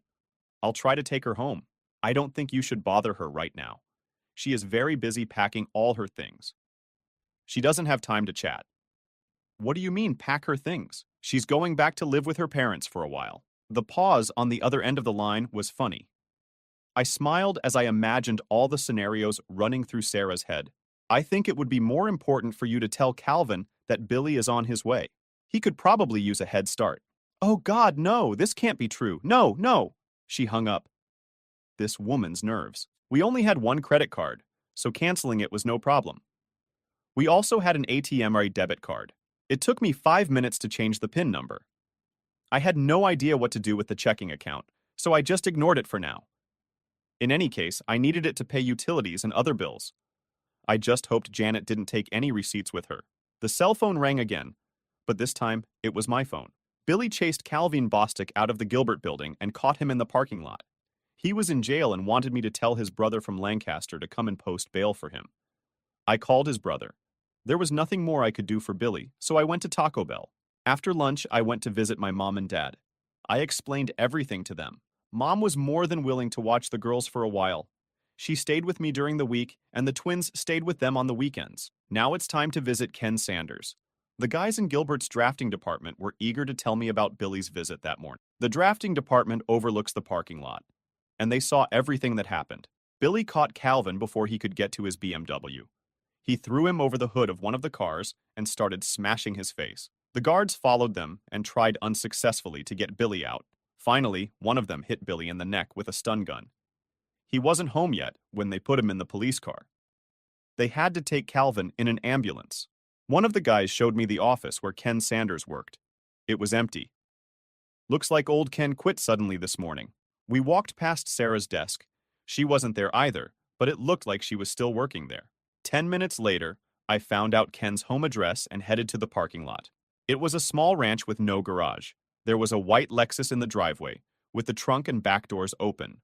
As I approached the door, Ken Sanders came out with an armful of clothes. He dropped everything and rushed back into the house as soon as he saw me. I tripped over the things he dropped and managed to see him exit out the back as I entered. I had to laugh at his reaction. Damn, I wasn't like Billy. I was a good guy.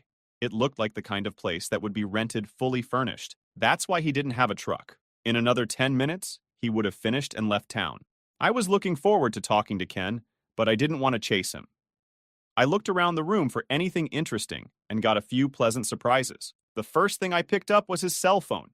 It lay on the table in the living room, next to a folder containing his passport and some personal documents.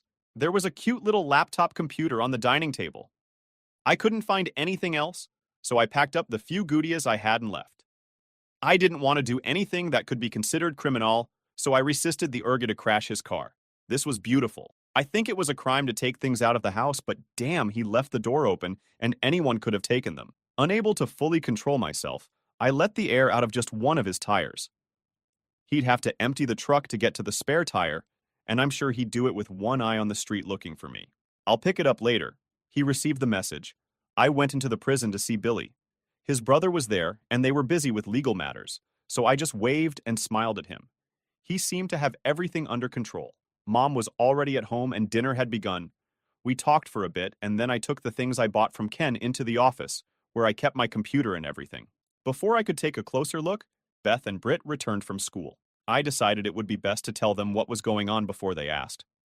I didn't have a chance. Hi, Dad. What is Grandma doing here? Where's Mom? Bethany beat me to it. Your mother and I decided to take a little break from each other. She will live with her parents for a while. Brittany started to smile and Beth rolled her eyes and groaned. I win. Ha ha, I'm winning. I told you. Britt was gloating about something, and her sister was frowning. What's happening? What's so funny? Brittany volunteered to explain. Beth and I had an argument. I said your mom cheated on you, and she said that would never happen. Looks like I won. I never said anything about your mother cheating. We are not stupid, Dad, and don't treat us like children. We know what's going on. I just didn't want to admit it. Britt is right. Mom is cheating on you. How did you know this? I just found out. You're a little slow, Dad, and too trusting. Britt put her hand on my shoulder. It was strange. A 12-year-old girl trying to console her father. One Saturday when Mom and Sarah said they were going shopping at King of Prussia, Mom wouldn't let Britt and I go with her.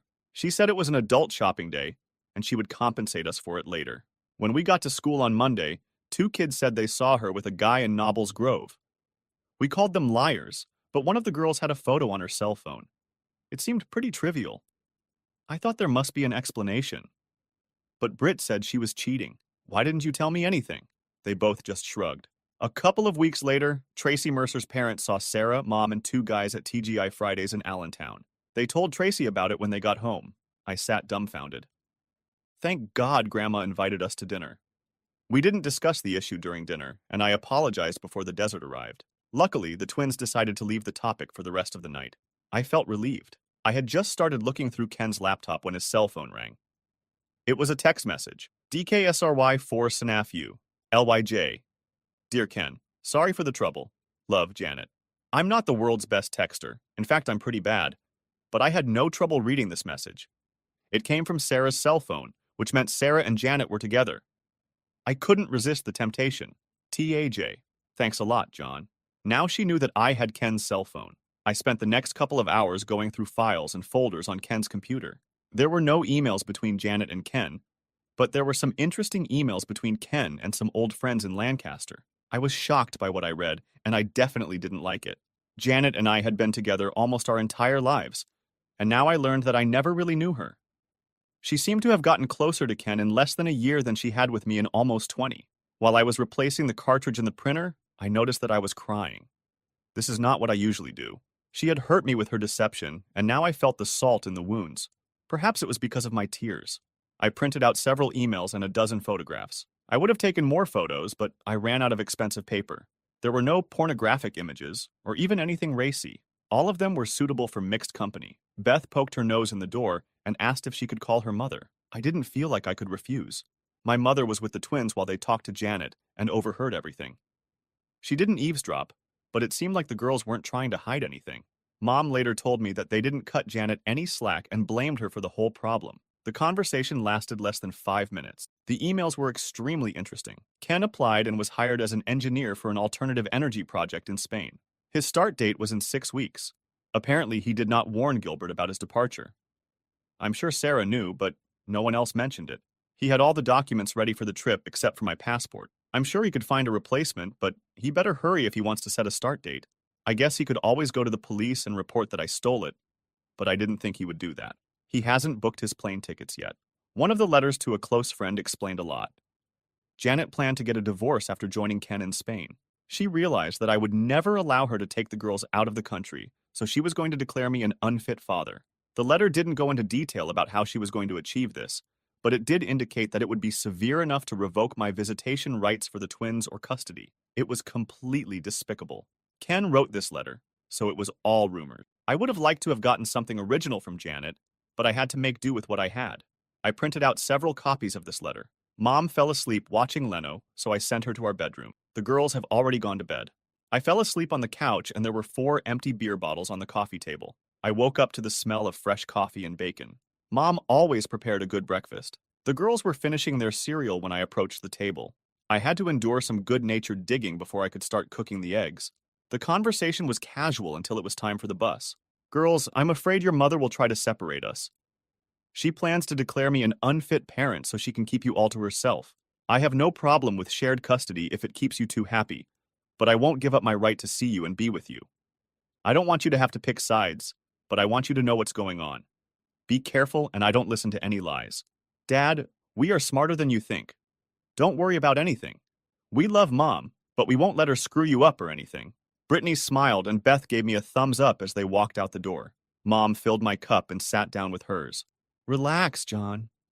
Everyone is on your side. After showering and shaving, I put on some clothes that were a little nicer than what I usually wear. When I left the house, I felt a little strange because I had 3 mobile phones with me. I made a mental note to buy the cell phone charger Ken had given me. I probably won't need it, but I'd rather be prepared for it. I checked into the family services office and waited for the caseworker to call me. I was confused when I finally got the call because I knew the woman who came to my aid, John Terrell. I haven't seen you for over 10 years. What did you do? Jody Mitchell was easy to remember. In high school, she was one of the goth girls. The goths had their own small group and stuck together. They were ostracized by most of the other kids, especially the athletes, including me. She looked normal now, but I'll only ever remember her for her pink hair, black lipstick, and dark eye makeup. The funny thing is that the goths could never determine whether they were into drugs, sexual deviance, or witchcraft. As for Jody, it was probably none of those things. But you always believe the most outrageous things. The sign on her desk read, J. Mitchell. So I assumed that she had never been married. 12 years ago, I could understand it, but today she looked, John, what can I do for you? My train was interrupted by her question. I discovered that I stuttered a little. You look great, Jody. She laughed at my awkwardness. You mean compared to how I looked before? Now I felt embarrassed. Probably, but I didn't mean to imply anything. Relax, John. I was halfway through college when I realized that I was smart enough to see the world as I was, without a false facade. I've been what you would call normal for almost a decade now. I'm much more comfortable saying normal than before. Damn it, but that sounds patronizing. I have a hard time keeping my foot away from my mouth. You must excuse me. Forget it. Why are you here? Before we begin, I need to ask you a question. Do you have a file or report on me? Anything at all? Her fingers danced across the keys like a pianist. There's nothing here, John. You married Janet Wilcox, is that right? Yes. And there's nothing under her name either. It sounds like you two are feeding your children rather than beating them. You have children, right? Yes. We have 12-year-old twin girls, Bethany and Brittany. Fine. Now can we move on to the problem that brought you here? Jody, this is a little far-fetched, and I know it may seem hard to believe, but my wife is planning to leave me and wants to take the girls with her. It's not hard to believe, John. We see this all the time. Shouldn't she have a reason to do something like that? Usually when a mother comes to us, she has documents or something else to support the accusation. You just checked and there's nothing there now. Right? That's right, John. But how do I know that you're not setting me up because you did something, and she hasn't had a chance to report it yet? She may be obtaining medical information or police reports before coming to our office. Just because we don't show anything on our computer doesn't mean you didn't do anything. You say I can't win. No, I'm not saying that. Why do you think she's going to do something like that? I had no intention of showing anyone the email Ken sent, but now I felt I had no choice. I had to ask myself why I made copies if I wasn't going to give them to anyone. I handed one across Jody's desk. Where did you take it? I took it from a computer that I got illegally. I know it can't be used for any legal reason, but it's kind of proof of what's going on. The word conspiracy comes to mind, but I don't know the legal definition of that. I wanted to talk to you or anyone in this office because I didn't know what to do. I don't know how to protect myself and my daughters from something like this, and I can't afford a lawyer. Jody Mitchell relaxed in her chair. I looked at her and didn't blink. She rocked back and forth several times and leaned toward me. Can you come back tomorrow morning? Yes. Fine. See you then. Can I keep this copy of the letter? I nodded yes and turned to walk out the door. It was nice to see you, John. I smiled and she smiled back. I forgot the goth girl and saw a new Jody. I didn't know any lawyers and didn't know anyone who knew lawyers, so I had to pick one from the phone book. I knew that she was planning to divorce me, but under the circumstances, things could change. I didn't want to take any risks. I wasn't sure what our financial picture would look like in the next few days or weeks, so I asked the lawyer to give me a price up front for the entire package and paid it in cash. I advised him to do it the fastest and easiest way he knows. If she wanted a house, she could have it. Because the property depreciated, it was worth less than the mortgage. I also insisted on joint custody of the twins. At a minimum, I would take full custody if he could do it. I would pay child support, but not alimony. Billy called me on the way to lunch. He needed housing, and I, of course, offered to shelter him. We met at Taco Bell for a gourmet lunch. When I approached, a stupid smile appeared on his face. I know you can't be that happy. What's happened? A friend of mine who works at Community General Hospital told me a little information about Calvin. Sarah went there to visit him. While she was there, Calvin's wife came in with their 2 children. Sarah had no idea what she was playing. Things got so messy that hospital security had to escort Sarah out. I walked past Gilbert to talk to her, and she was no longer there. She was gone. I think she should be home now, but I'm not sure. Why didn't his wife live here with him? I don't know. Why didn't he go home to his wife and kids on the weekends? I don't know that either. Honestly, I don't care. Billy took a week off from work to sort out his affairs. I didn't know where he would sleep since my mother also lived at home, but we decided that we would figure something out. He was going to go to his house to try and pick up some clothes and his personal belongings in case Sarah wasn't there. He decided he didn't want to talk to her anymore. I was on my way to see my insurance agent, but I didn't make it because my cell phone rang again. John, this is Cameron Wilcox. Can you come over for a while so we can try to figure things out? Janet is in complete despair, and her mother is not helping. Who will be there? The 3 of us and Janet's sister, Carla. I'm not sure what you're hoping to achieve, but I'll be there in about 20 minutes. It was a dark group. I took a folder of goodies with me and gave up coffee. Who wants to start? John, Janet seems to think you're overreacting. She claims that you were furious and made her say things that weren't true to calm you down. She claims she didn't do anything wrong and you have no right to kick her out. I had the distinct impression that my dear wife was telling a very embellished version of what happened to her parents. I can understand why she didn't want to admit to them that she had cheated on her, but she resented the fact that she shifted the blame onto me. What do you want me to do, Cameron? Prove she's a liar or admit I made a mistake? I'd just like to see a few facts so we can better understand the situation. What did she tell you about her friend? She claims she didn't have a boyfriend. She just had a few drinks with friends Sarah worked with and that you misinterpreted it. Cameron, she's had over 80 phone conversations with this random friend in the last month. How many times has she called you and her mother in the last month? They both looked at Janet. She looked at her feet, not at them. Is this like a random friend she meets for drinks every now and then? No one was talking when I pulled out Ken's cell phone. Carla, can you read text messages? This letter was sent to a random friend of hers right after I kicked her out. Why don't you read it to everyone? Dear Ken, sorry for the trouble. Love, Janet. Carla returned my phone. Does this sound like a casual friend? Janet covered her face with her hands. Cameron shook his head slowly.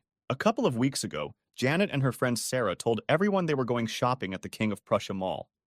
The twins begged to go with them, but their mother said no. Here are some photos taken during this trip. I handed Cameron 6 photographs. He looked at them and handed them to Martha and Carla. This is not like the King of Prussia. It's like Nebelgrove. Damn it, Janet, what's going on?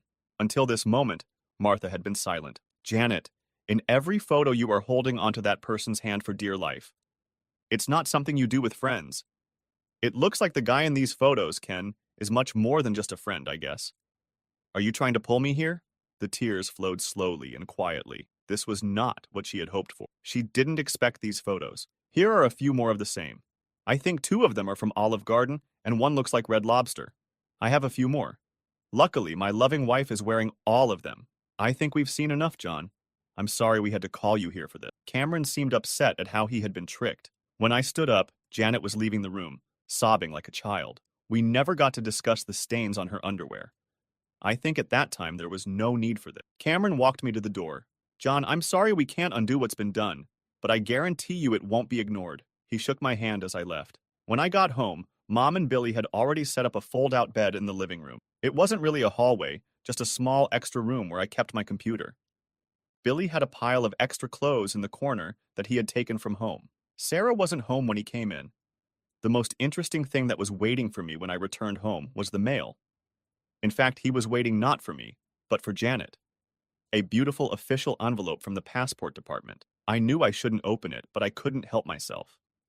It was, of course, a passport, but more precisely, a family passport. The photo was of Janet and 2 girls. I remember the girls telling me that they had their picture taken, but I never imagined it was for that purpose. Of course, my passport was not in the envelope. I immediately called Cameron and asked him to tell Janet that the goods had arrived.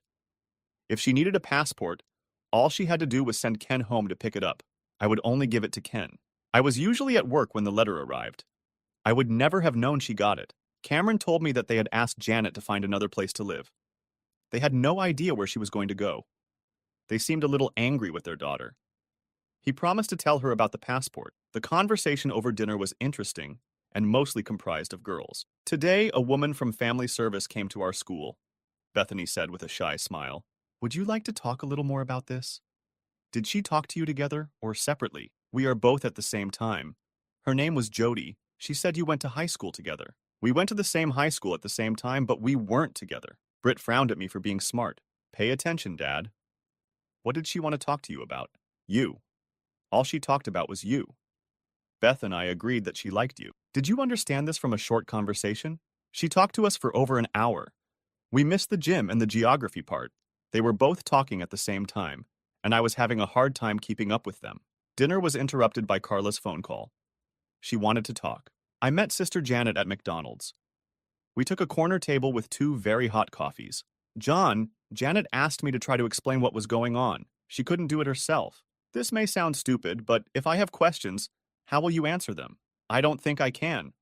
All I can do is talk and you listen. I'm sure I'll mess something up anyway because most of it sounded like gibberish when she told it to me. You are setting me up so that you can tell me that you have no answers. Only excuses and justifications. I always knew you were smart, John. Let's get this over with. I have other things to do. First of all, she blames Sarah for everything. Sarah started cheating on Billy, and it sounded exciting and romantic. Janet said she had never had an exciting or romantic experience. All she ever had was you, loving and reliable. When Ken Sanders started in Gilbert, Sarah convinced Janet to join them for a drink and a bite to eat. While they were together, Sarah and Calvin often disappeared for a little lovemaking and left Janet and Ken alone. Eventually, they started messing around too, and soon, it was a full-blown affair. Once it started, she couldn't or wouldn't stop it. Ken impressed her with his stories of what he was doing and what he was going to do. She wanted to go with and share it all. When he asked her to go to Spain, she jumped at it. The big problem was not leaving you, but leaving the girls. She knew you would never let her take them abroad. So she was going to figure out a way to make you look bad, father. Now she knows it was a mistake. After talking with the girls, she realized that they are closer to you than to her. She decided that she would not try to have twins if you agreed to a divorce without any condition. That's all? Almost so? Yes? Fine. Tell her to go and apply. I will not dispute this if everything is as you described. Oh, John. One more thing. Janet would like to get her passport. Do you have it with you? Now everything started to become clearer. I had no idea how she planned to do this, but I suspected that she had not given up hope of taking the girls with her. They kicked and scratched all the way unless she had something up her sleeve. The family passport played a decisive role in the deal. Carla, my coffee is cold. I'm going to go home and take a hot shower. Do not call me more. John, what the hell is wrong? How did I make you angry? You know damn well what you did. Do you two really think I'm that stupid? Go back to your whore sister and tell her there is no way she can have my daughters. Since you decided to do it, help her. I'll have to ask you to never talk to my girls again. Carla was talking on her cell phone as I left Mickey D's. I can only guess who she called. I arrived at the family services office before it opened. You couldn't stay away from me, could you? Jody walked into the office with a big smile on her face and a Starbucks cup in her hand. She motioned for me to sit down and apologize for not having more coffee. I think you know that I talked to your daughters yesterday? I nodded and smiled. For some reason, I was a little tongue-tied, out of my element. I remembered that the same thing happened the last time I talked to her. Because I was with Janet my whole life, I never had the opportunity to develop any social skills with other women. Looks like I've paid for it now. Is something wrong, John? Apart from that, no. I wasn't trying to be smart. I just couldn't formulate the words. I'm so sorry, Jody. I think I'd better leave. I'm not aware of all this morning. I'll call you later. Before you go, I would like you to know that I am getting a restraining order against your wife. I can't stop her from seeing or being with the girls, but I can stop her from taking them out of state or denying you access to them.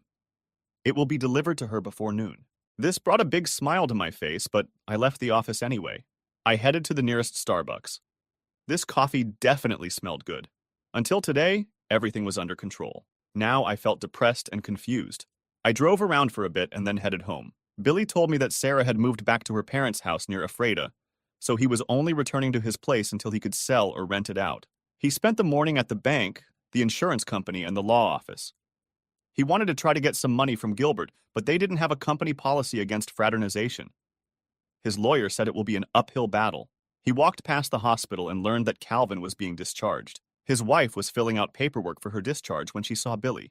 Before he could leave, she cornered him and carefully explained that she was trying to get Calvin to drop the charges against him. He was very surprised when she thanked him for his help.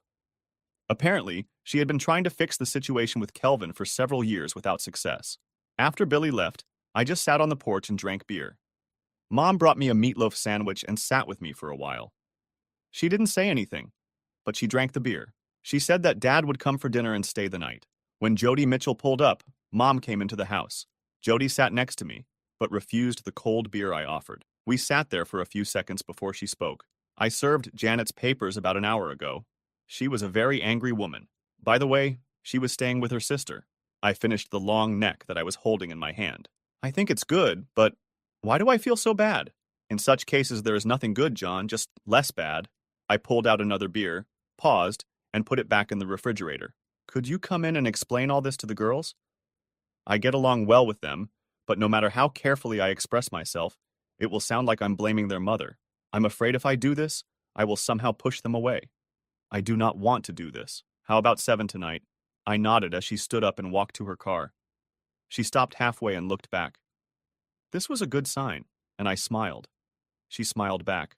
Jody came over that evening and spent a long time with Beth and Britt.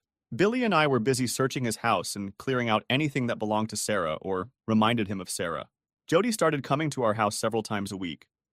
Pretty soon, she was spending as much time with my mom as she was with the girls. I noticed that she was ignoring me. This suited me, but I was curious. One evening, after the girls had gone to bed, she sat next to me. I felt like I had to talk to her. I didn't have the chance. She spoke first. Danny, do you have any wine? Something like that. My speaking skills still needed work. What does it mean? I don't have anything with a cork. I have wine, but it all has screw caps. She seemed to think it was funny. Bring me something red and bring me a bottle. Well, the bottle looked more like a jug, but she didn't seem to mind. I poured it, and we drank.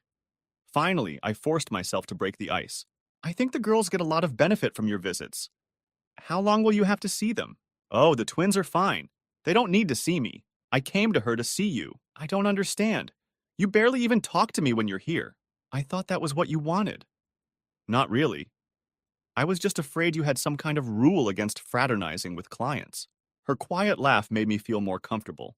I'm amazed that you didn't even ask to see my tattoos. What tattoos? It was clear that she was trying to engage me in some frivolous conversation to try to relax me. It was a good plan, and I appreciated it. I have 4 of them, and I got them when I was in high school. 3 are easy to find, but 1 is harder. Are you going to show them to me, or will I have to look for them? It'll be more fun if you watch.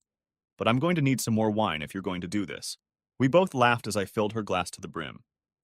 The hunt was much more interesting because we had to be quiet so as not to wake the girls.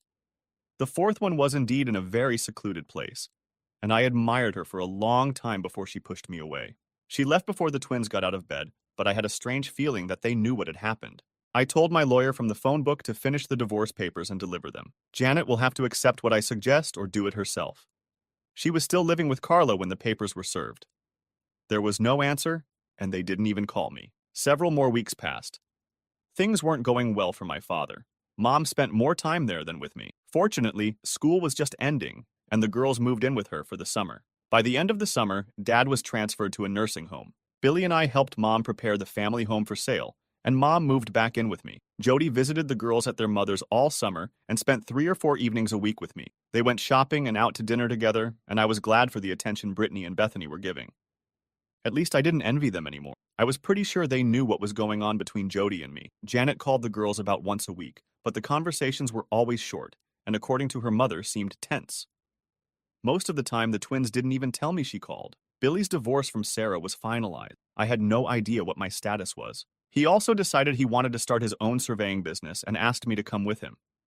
I didn't have enough money to contribute until my mom came to the rescue. When she and her father ran out of money, Medicare picked up his expenses. Instead of watching it all disappear, she thought I should use it for business. I believe she also thought of it as an investment in her future. 3 months later, Billy and I had our own small surveying business. Fortunately, my drawing skills developed into drawing stories. About a week into the new semester, the twins were visited by their mother. They thought they would go to the guidance office to see Jody, and they were both disappointed to see Janet. They tried their best to be polite and respectful to her, but they still couldn't. She told them she loved them both and was sorry things turned out the way they did. She was going to Spain to see the windmills and would send them some postcards. She promised to call them every year on their birthday and send them amazing Christmas gifts. They said she cried when she left. Janet never called me to tell me she was leaving, but the next week her parents showed up at the house. They apologized again for what Janet did, but made no attempt to defend her or justify her actions. Brittany and Bethany were their only grandchildren, and they wanted to be able to see them. I had no problem with their request. They said Carla was too ashamed to come to me. She was torn between her sister and her parents. 2 months later, my divorce was final. Jody and I went to Red Lobster to celebrate. It was a rare evening without girls. They didn't seem to mind. In fact, I think they were, in some ways, happy. We spent the night at a local Holiday Inn. The twins were delighted when I returned home at 10 o'clock the next morning. They didn't say anything, but they smiled from ear to ear all day. A year later, things were going great, but unfortunately, Dad passed away. Mom expressed interest in moving to Florida with her sister, but did not want to leave the girls. The twins felt that their grandmother had to leave. They carefully explained to me that Jody could take her place, even though she couldn't cook as well as my mother. They also insisted that they were old enough to live in separate rooms. It was an obvious and good plan. The girls received birthday cards from their mother, but there was no phone call. She also sent many cards. All the postcards showed Spanish windmills. I wasn't sure what that meant. She sent them 2 fashionable embroidered dresses for Christmas, but didn't expect young girls entering their teens to experience a growth spurt. None of them seemed disappointed that the dresses were too small. Gilbert Engineering became our largest client. Billy was pleased to learn that Calvin was now teaching electronics at Lebanon County Vocational School, which was a big downgrade from his previous position. He was no longer married. Sarah remarried and moved to California. Ken Sanders didn't last 6 months at his new job. He was now working in the States, but no one seemed to know where. Billy contacted his high school's alumni association to see if he could figure it out. My best friend always thought I got away with Ken too easily. The strange thing was that the girls still received postcards with pictures of windmills. There was never any information on the cards, just general sentiments. Cameron told me that Janet called them several times. She worked at a travel agency in Barcelona. She never mentioned Ken or gave them any information about what happened between them. Jody and I went to Maryland to get married quietly. A year later, she was waiting. Brittany and Bethany were just as excited as we were. They were looking forward to having a little goth girl as a sister. I think it was some kind of private joke between the girls and their new mother. They never let me in on it. I never understood the significance of Spanish windmills.